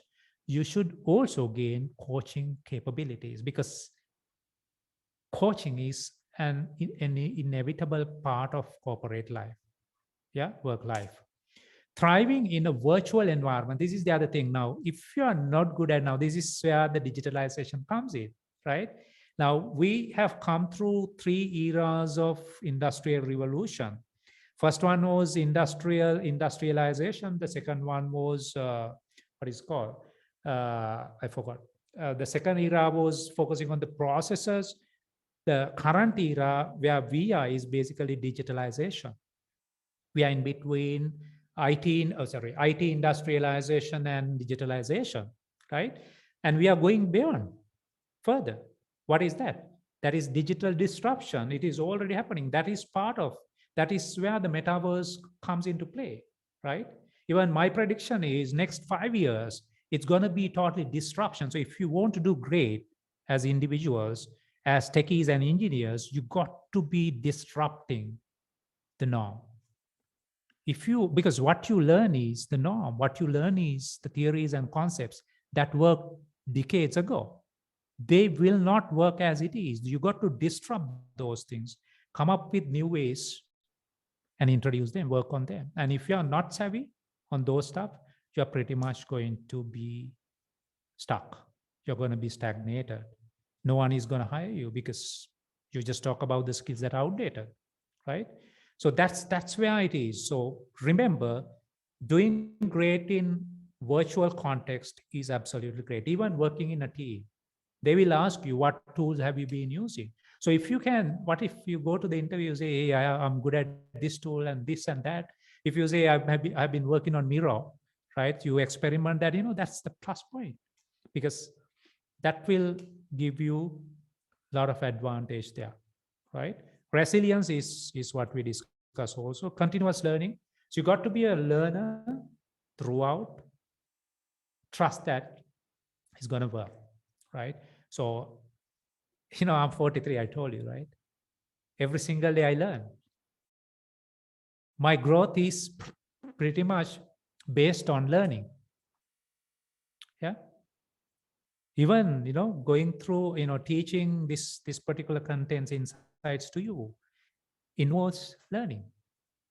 So I did a keynote at SLASCOM last 3 weeks ago. I had to purchase one of the best books from Amazon and read through I actually listened to the audio version of it. I purchased it and went through the book end to end just to prepare for that keynote.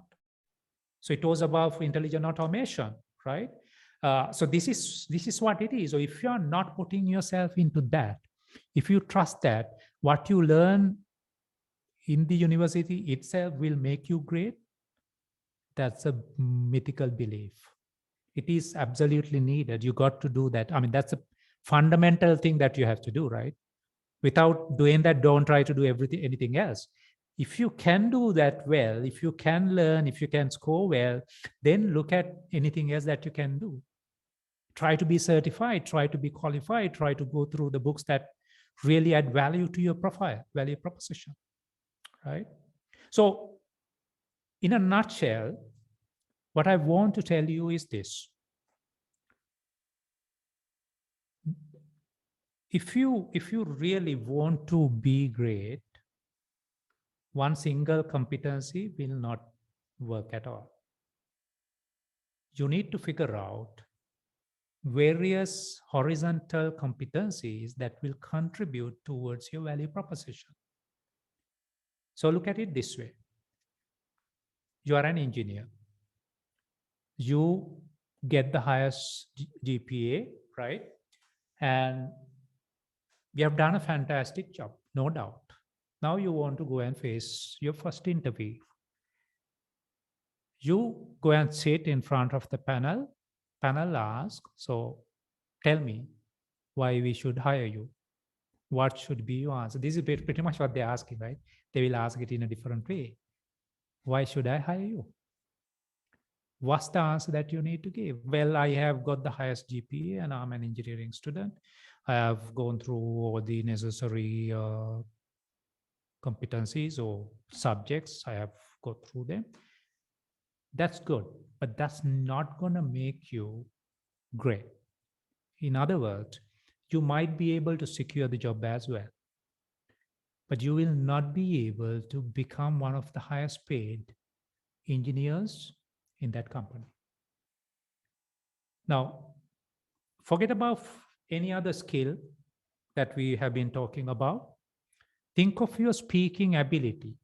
This is what Warren Buffett said. He said, if there's anything that I suggest for a young graduate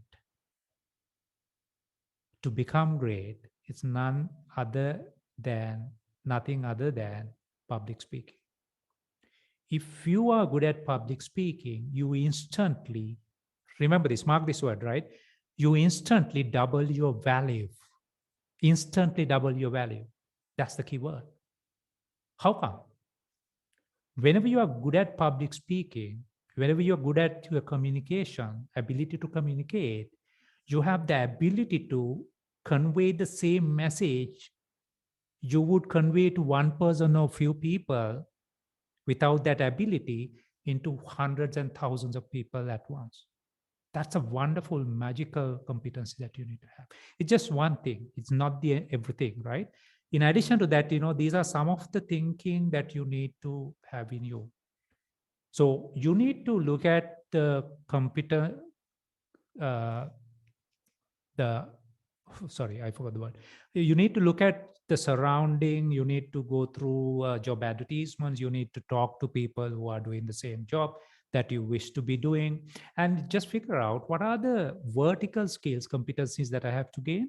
What are the horizontal skills that I have to gain? So there's a possibility that you can develop more than one vertical as well. But initially, you don't have to try that. Focus on one vertical, focus on multiple horizontal competencies. And I'm sure, the results will be really, really exciting. Yeah. Now I want every one of you to do one thing. I promise you that I'm going to make it exciting for you. So I want you to do one thing. I'll share the same thing again. Let me share this mirror. So it's the same mirror board, everyone. If you can log into that, let me put that here into the chat.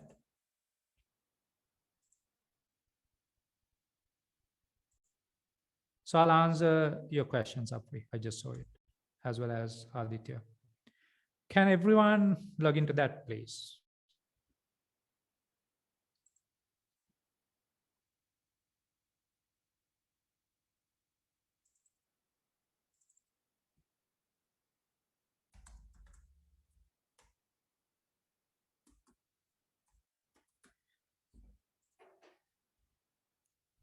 So I'm bringing every one of you towards me here. Oh, it's just two of you. Can I ask everyone to log in? Yeah, thank you. Everyone is coming.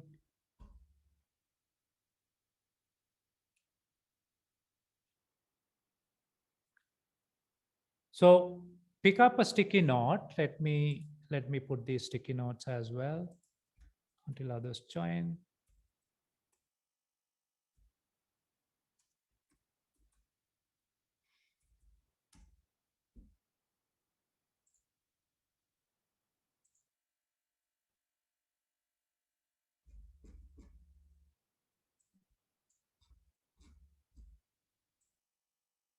So pick up one of these stickies, place them here.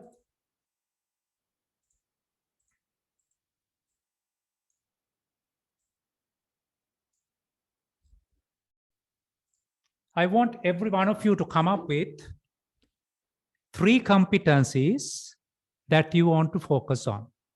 So make one vertical, the rest of the 2 things horizontal. Okay. For each competency, come up with a hashtag. So 2 activities here, right? Think of the top 3 competencies that you want to focus on starting now. Make one thing your vertical, that's your expertise. Example, software engineering or Java software engineer. That's your top competency, that's your vertical. Then 2 other competencies, right? After going back, you can think further, think of more horizontal skills that you can gain. So for each competency here, come up with a hashtag. So that hashtag is what you're going to use in your social media when you create contents, related contents. Is that clear, everyone? 3 hashtags for everyone.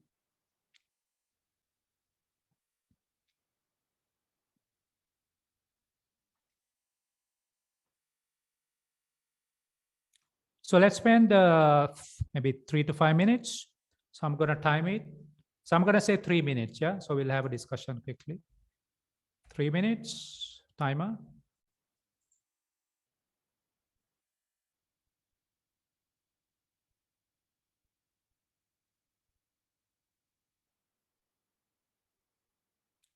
You can change it later, but for the moment, let's come up with the top 3 competencies that you believe you will be focusing on for the next few years.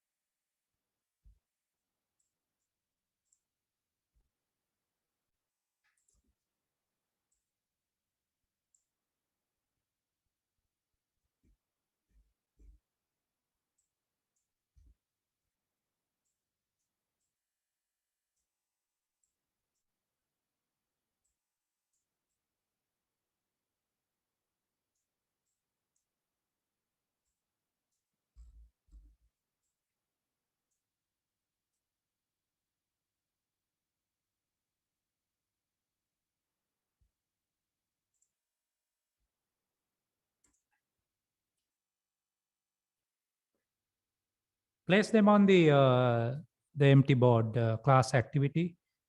Drag the sticky and place there. Yep. So 1 more minute, 1 minute and 13 seconds. Let me see everyone working on this activity, please.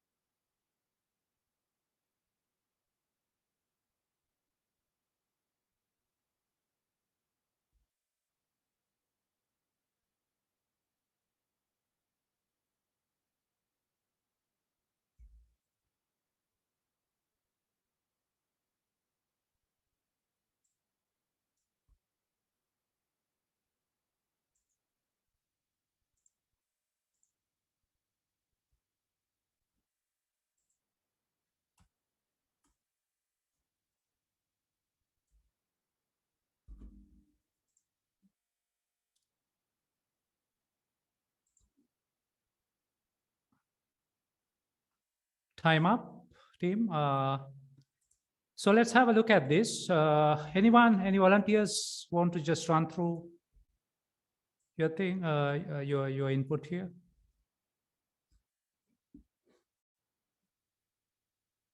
Yeah, can I go ahead? Yes, what's your name? Niroshan. Deshan, yes. So the horizontal is research, and under that, I want to focus on public speaking as well as critical thinking. Yeah, sounds great. Sounds great. Yeah, good stuff. Anyone else?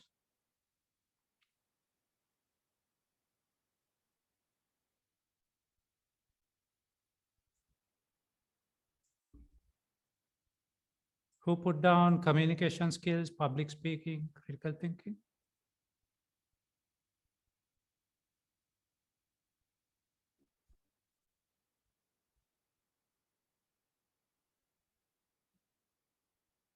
No one? Right. So from there, let me pick up the discussion, right? It's quite obvious how it works from there. Now, let me share this screen.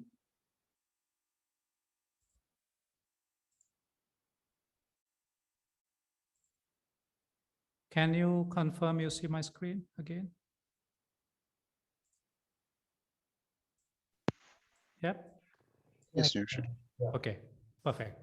Now, from there, I want you to go further. So this is, if you are an entrepreneur, you probably know this. Trust me, this is going to change your game when you have this clarity. This is how it works. So this is called value proposition canvas. This works for individuals. This works for any business that you're thinking as well. Now we talk about your personal mastery. We talk about your personal branding. We talk about your own profile. So think of you. Example, if I look at myself as an agile strategist, agile consultant, how I created clarity myself is using this canvas. So I looked at the community and asked myself, what are the basic jobs the companies expect from agile consultants? Okay. Example, if I go to LinkedIn, look for the job title, agile coach, business consultant, project manager. So I see a lot of competencies that they basically list down. Correct? They basically talk about the customer jobs. These are the things that companies want from any agile consultant, agile coach. So I need to learn what these things are. So I started mastering one by one, each one of that. Got it? Now, here's the deal. Most of my colleagues who are doing the same job will stop there. Where? They stop at the basic jobs. What does that mean? They will be able to meet the requirements stated by a company in the job description. They would say you should be able to manage a team, you should be able to lead stakeholders, you should be able to manage the cadences, you should be delivering the results on time, you should be managing the projects within budget, you should make the customers satisfied, all that. These are basic jobs that any project manager will have to do. Just because I'm going to just do that, I'm not going to be the highest paid project manager, right? So I was the lowest paid project manager in 2017. I worked for Pearson, and I figured that I'm the lowest paid guy because I came out of a bank. I didn't know what the market rate is, so I pretty much pitched at a salary which is supposed to be the lowest. So I got to know that after 6 months. Now I got shocked. Then I asked myself, what's wrong with me, right? I started doing my research and investing my time and energy learning the things that really matter. Within 1 year, I got headhunted. I doubled my salary from there. How? It's not what when they interviewed me, they were just talking about their customer jobs, basic jobs. I said, hey, this is not just me. I will do all that. But in addition to that, I'll do this, that, and that. This is where I said I'll be doing coaching for the leadership. I'll be training the people. I'll be coaching the clients. You get what I'm saying? It's not just the teams. So how did I figure that out? I asked these two questions in addition to the question of what are the basic jobs? What are the additional two questions I asked? They are strong questions. Ask these questions yourself, everyone. I assure if you create clarity on these things, start working on these two areas for the next 3 months, if you are someone earning 200,000, you will surely earn 400,000. Mark my word, right? So this is pretty much a guarantee that I give. If you figure out these two things and invest your time and energy on these two things, you're going to double your value. It doesn't matter how much you earn now, right? From where you are, you're going to double your value within 3 months. What is the first question? What are the pains that companies go through? Most of the companies come with two pains. One, people are busy, teams are busy, but they don't deliver, right? Number one. Second, I really don't have enough visibility. I know that teams are really trying hard, but I really don't understand what's happening. I'm basically recruited to solve these two problems, nothing else. They're very abstract, right? The moment they say this, I say, this is what I do, right? I bring up a lot of case studies that I have been personally involved in and coaching. And, they're convinced. They're ready to pay what I ask when they realize that I'm not just another agile project manager. Yeah. So ask that question. What are the pains that companies go through? Third, second additional question. What are the additional benefits they would expect from my job? Now, this is where I actually have a clear cut. If they interview 10 people having the same competency, I outstand in that category. Why? I say, they just look at my LinkedIn profile. My visibility is much higher than anyone else, right? The reaction and my ability to brand and sell myself will definitely help a lot of startups. A lot of big companies would hate this, but a lot of startups would love this. What? My branding visibility adds on top of their branding. So a lot of startups want to spread their message, right? Develop their branding. So when they realize that, hey, I'm someone who is good at branding, one of my verticals is also personal branding, this becomes one reason why they can't reject me. So similarly, right, you got to ask yourself, what are the 3 segments that are related to me? If you are an engineer, some of you said, you need to create clarity there, right? So in this case, your vertical could be technical. Then you need to ask public speaking is another thing, right? It's the plus. So if you are good at speaking, right, your company will really love it because you will be someone leading some of their initiatives. So now in my current company at Story, I'm going to launch a tech. Maybe you can bookmark this, right? So it will be pretty much every week or bi-weekly. We are going to talk about a lot of technical stuff. I'll be advertising that on LinkedIn tomorrow. So it's a brand new talk series. First guest for us would be someone called Niroshan Madampitige, who is one of the HR leaders who is currently working at CAMS. So I'm interviewing him on the same thing. So we are discussing what are the competencies that techies must develop. Pretty much the same thing, but at a different scale, right? So what I'm saying is you got to figure out your own value proposition. And then when you understand what the companies want from you, you need to have one-to-one mapping. So let's assume this. Here there are 8 things. You got to meet all the 8 things, no exception. You can't say, I'm good at 6, 2 things are missing, then you are disqualified. If the customers want 8 things under the customer jobs, you got to do all the 8 jobs. because they are fundamental to your role. Let's say there are 10 pain points, 5 gains. You might not be able to work on everything at a given time. Then you need to prioritize. You need to ask what are the most critical, most severe pains that the organizations are going through. This is where the companies mostly say, hey, visibility is our biggest pain point. Productivity is the second pain point. Then I say, I will solve it. Got it? Then gains.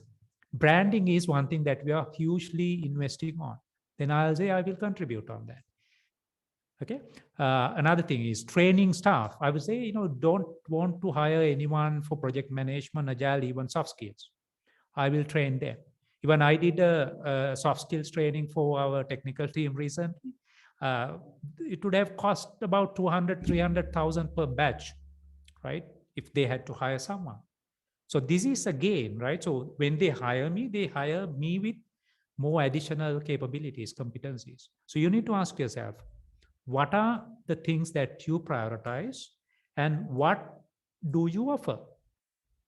So when they ask the question, hey, why do I buy you? Let's say this, right? So you are pitching, you are just coming out of your graduation, you are going to get your first placement, the first job. And if you talk to me, I will advise you not to go down below 100,000, right? So this is an indication. If you did know this, talk to me after this.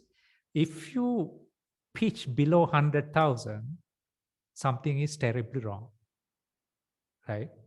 You have spent so much energy, so much time, so much money, haven't learned the right thing. 100,000 is the bare minimum. Trust me. This is what I told my brother, right? He ended up getting the first job somewhere at 70. I said, fine, go for that. Because he was aware and he said, he wasn't competent enough on everything. So he learned that now he's above that, right? You get what I'm saying? So when they ask, why should I buy you?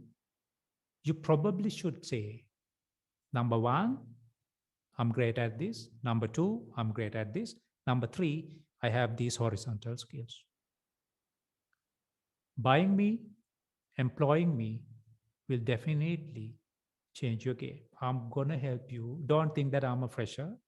I have much more insights that I can contribute. I mean, you don't brag, right? I'm just saying, this is the abstract idea.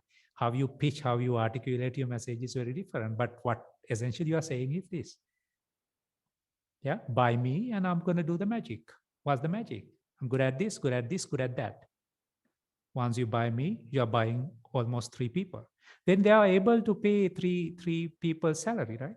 If you say, hey, I'm the highest GPA student and I have been doing great in academic, no one cares.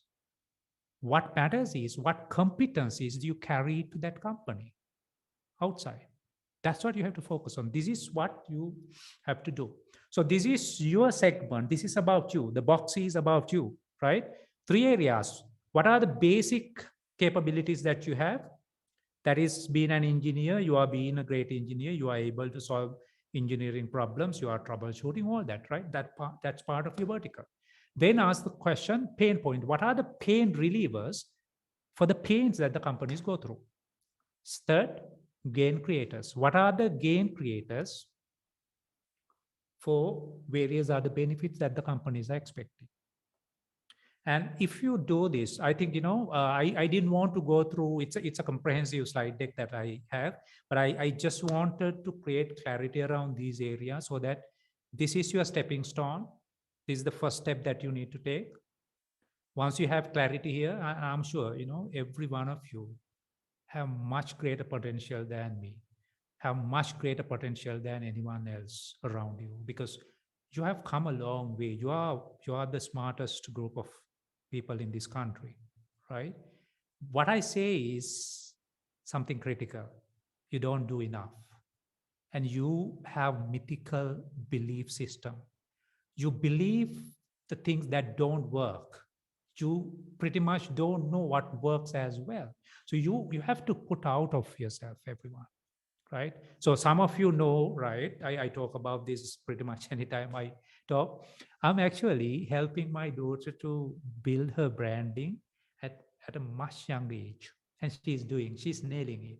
Trust me, she's going to do 100 times better than me. Why? Because she's already in the game. She's already trying. So it's the same thing that I urge you to do. You're trying for sure. You're trying the things that a lot of people can't afford to try. You're going to become technical experts, engineers, or even, managers, leaders. But in that journey, if you realize what we discuss, if you go through, process what we discuss, invest more time, energy, understanding what we discuss here, it's definitely going to change your life very soon. It doesn't take ages, right? I'm talking about 3 to 6 month time is enough for you to double your value proposition. Being an undergraduate, if you don't earn anything at this point, you need to start thinking, when do I start earning? Right? So my daughter participated competition, singing competition and a speaking competition in my wife's office, that is Sampath Bank, about 3 years ago. That was her first paycheck. It was 30,000 winning prize. And right away, we bought a bicycle, right? So I'm sure you all have potential, the highest potential to earn the best salary you deserve right now. Don't mix up, right? So you might decide, hey, I'm not going to focus on earning until I get this master's done or degree done. That is perfectly all right. But what I'm saying is you need to be conscious about what you're doing. Everything that you do, pretty much every minute that you spend should be part of your strategy. So I'll go back to my metaphor, watching cricket. Watching cricket should be part of your strategy. It could be your entertainment, perfectly all right. There's no problem at all. But then you need to be conscious how much time do you allocate for that. If you decide 4 hours, perfect. That is also okay. Because do you know what do you do right after that? If you don't know that, you will spend the entire day sitting in your sofa, watching that, enjoying for that moment, and soon after our guys lose, all what you have is frustration, nothing else. Yeah. So think critically. My invite for you to do is think critically, be critical about what you do. Figure out what really matters to you. Figure out your long-term vision. It's clear, right? It might not be crystal clear. It might not be perfectly correct, but you got to figure that out every moment. This is how I would mentor my daughter. I don't know, how great she's going to be, but I know that her vision is to become a global performer, global speaker, and a singer. And I know one thing, that whatever she does, whether she's going to be a doctor, whether she's going to be an engineer, whether she's going to be a marketer, she's going to be that. So question to you is, what is yours? What's your 20-year goal? What do you want to become in 20 years?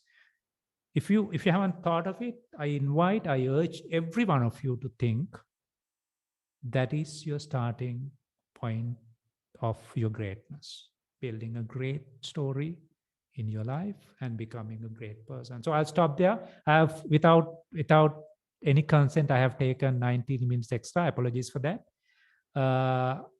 Dazun, Siddharth, that's pretty much what I have to offer.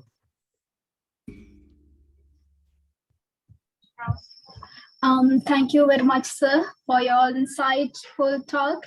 I'm pretty sure all the participants have gained a lot of knowledge and concepts of developing skills which are essential for their career lives and the way of building their own personal brands. So a kind reminder that we highly appreciate your feedback for today's session. So we have posted the link of the feedback from in the chat below. So I would like to invite you all to refer to it and fill your valuable feedbacks. Well, dear participants, I guess you have some questions to ask from Mr. Niroshan. So if there are any, you can ask your question using the chat below or directly ask them unmuting your mics as well.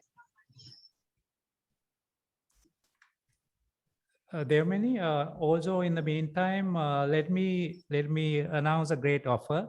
So there is, I'm launching. I haven't publicized this yet, so I'm actually announcing this first time. So I'm offering a full scholarship for a Agile Project Manager program. It's a 12-hour program which will be done online. So here is the link. Of course, there are a few steps that everyone has to follow if you want to apply. If you think you want to just try out the project management related concepts and practices, learn traditional project management and Agile, here is the chance. Okay.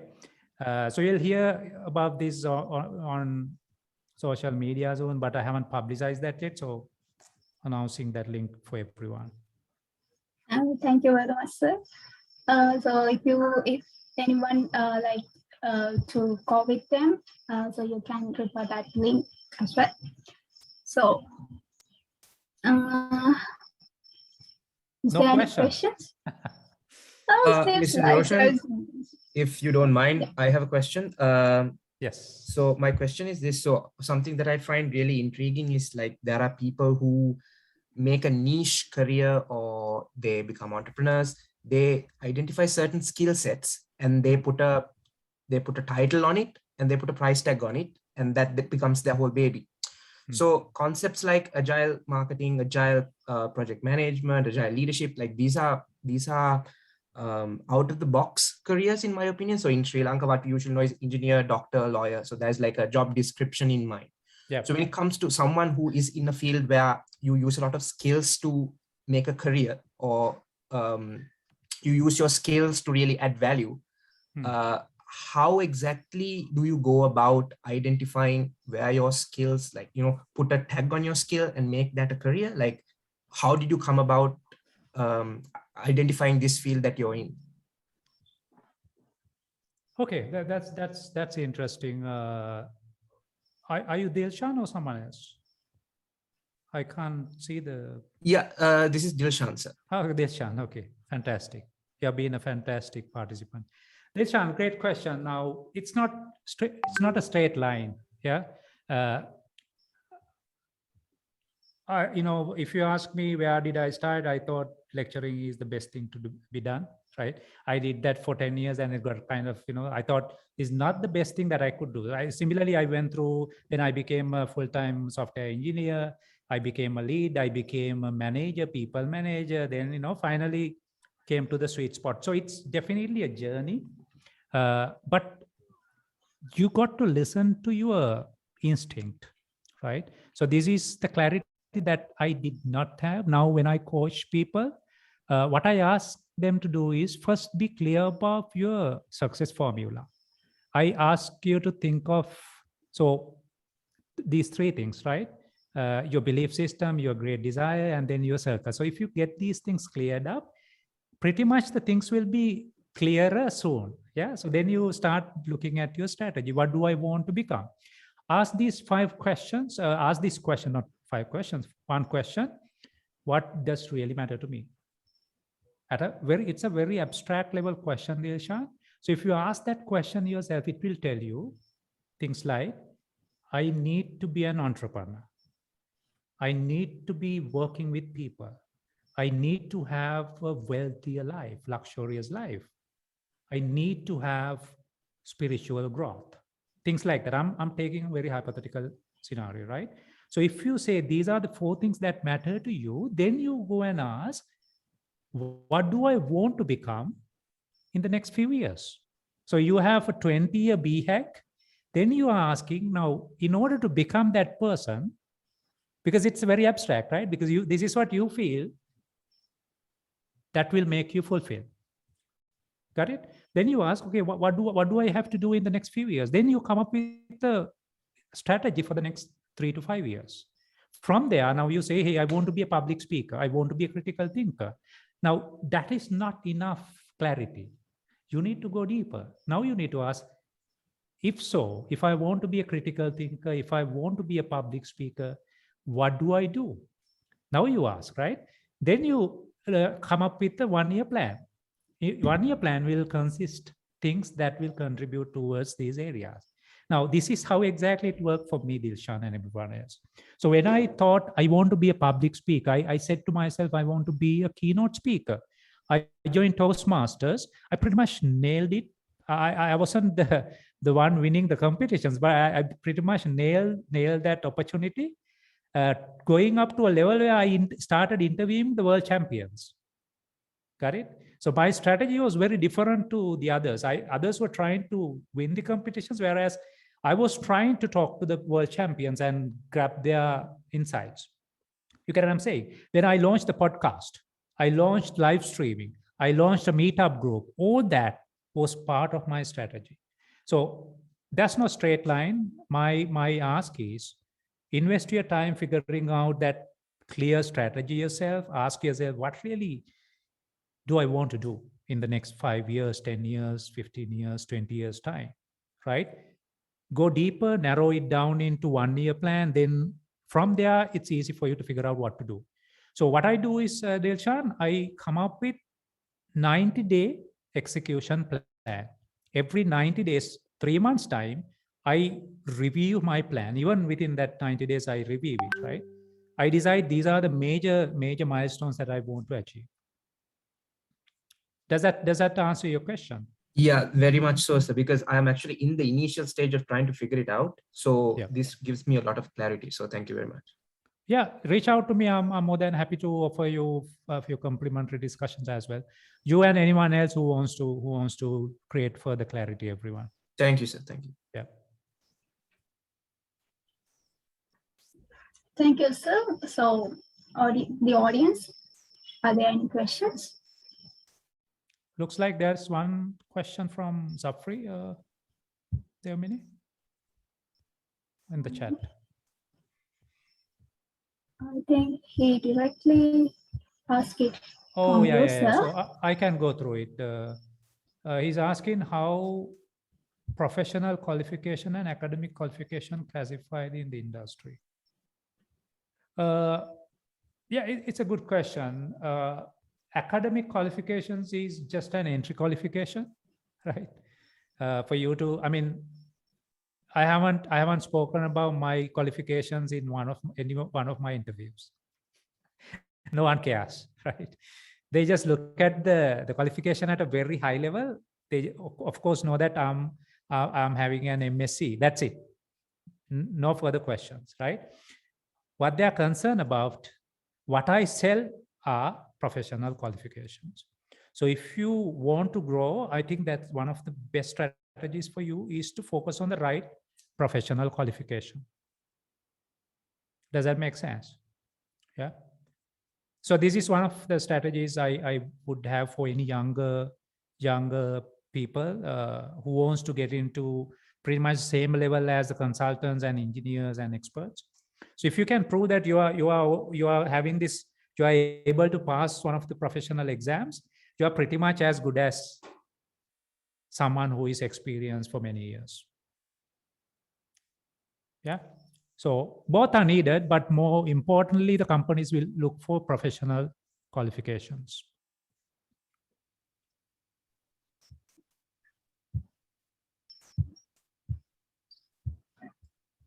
So thank you very much, sir.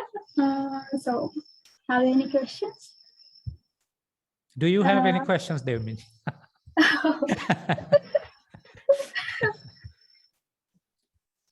You don't have to. I'm just kidding.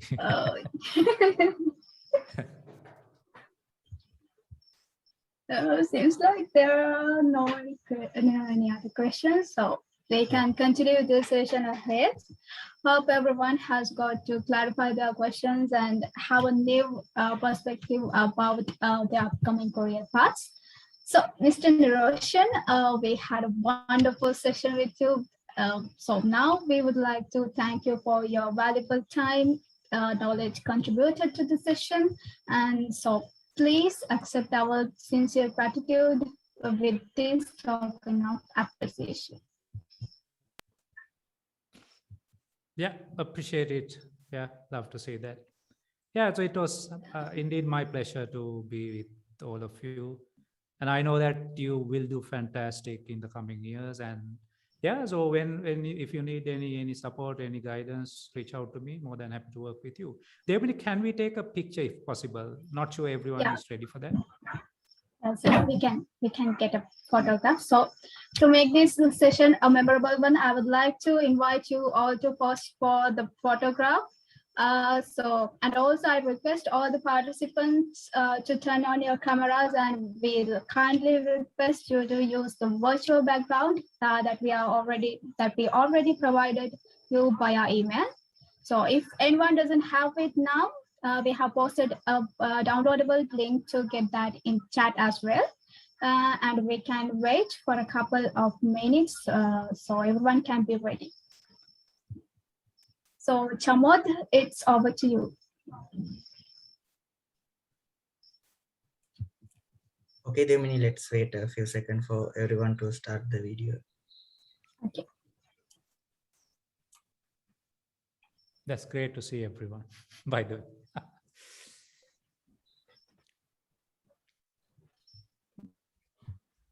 Should we go for gallery view for a minute? Can you? Yeah. Yes. All right, everyone, smile on my mark. 3, 2, 1.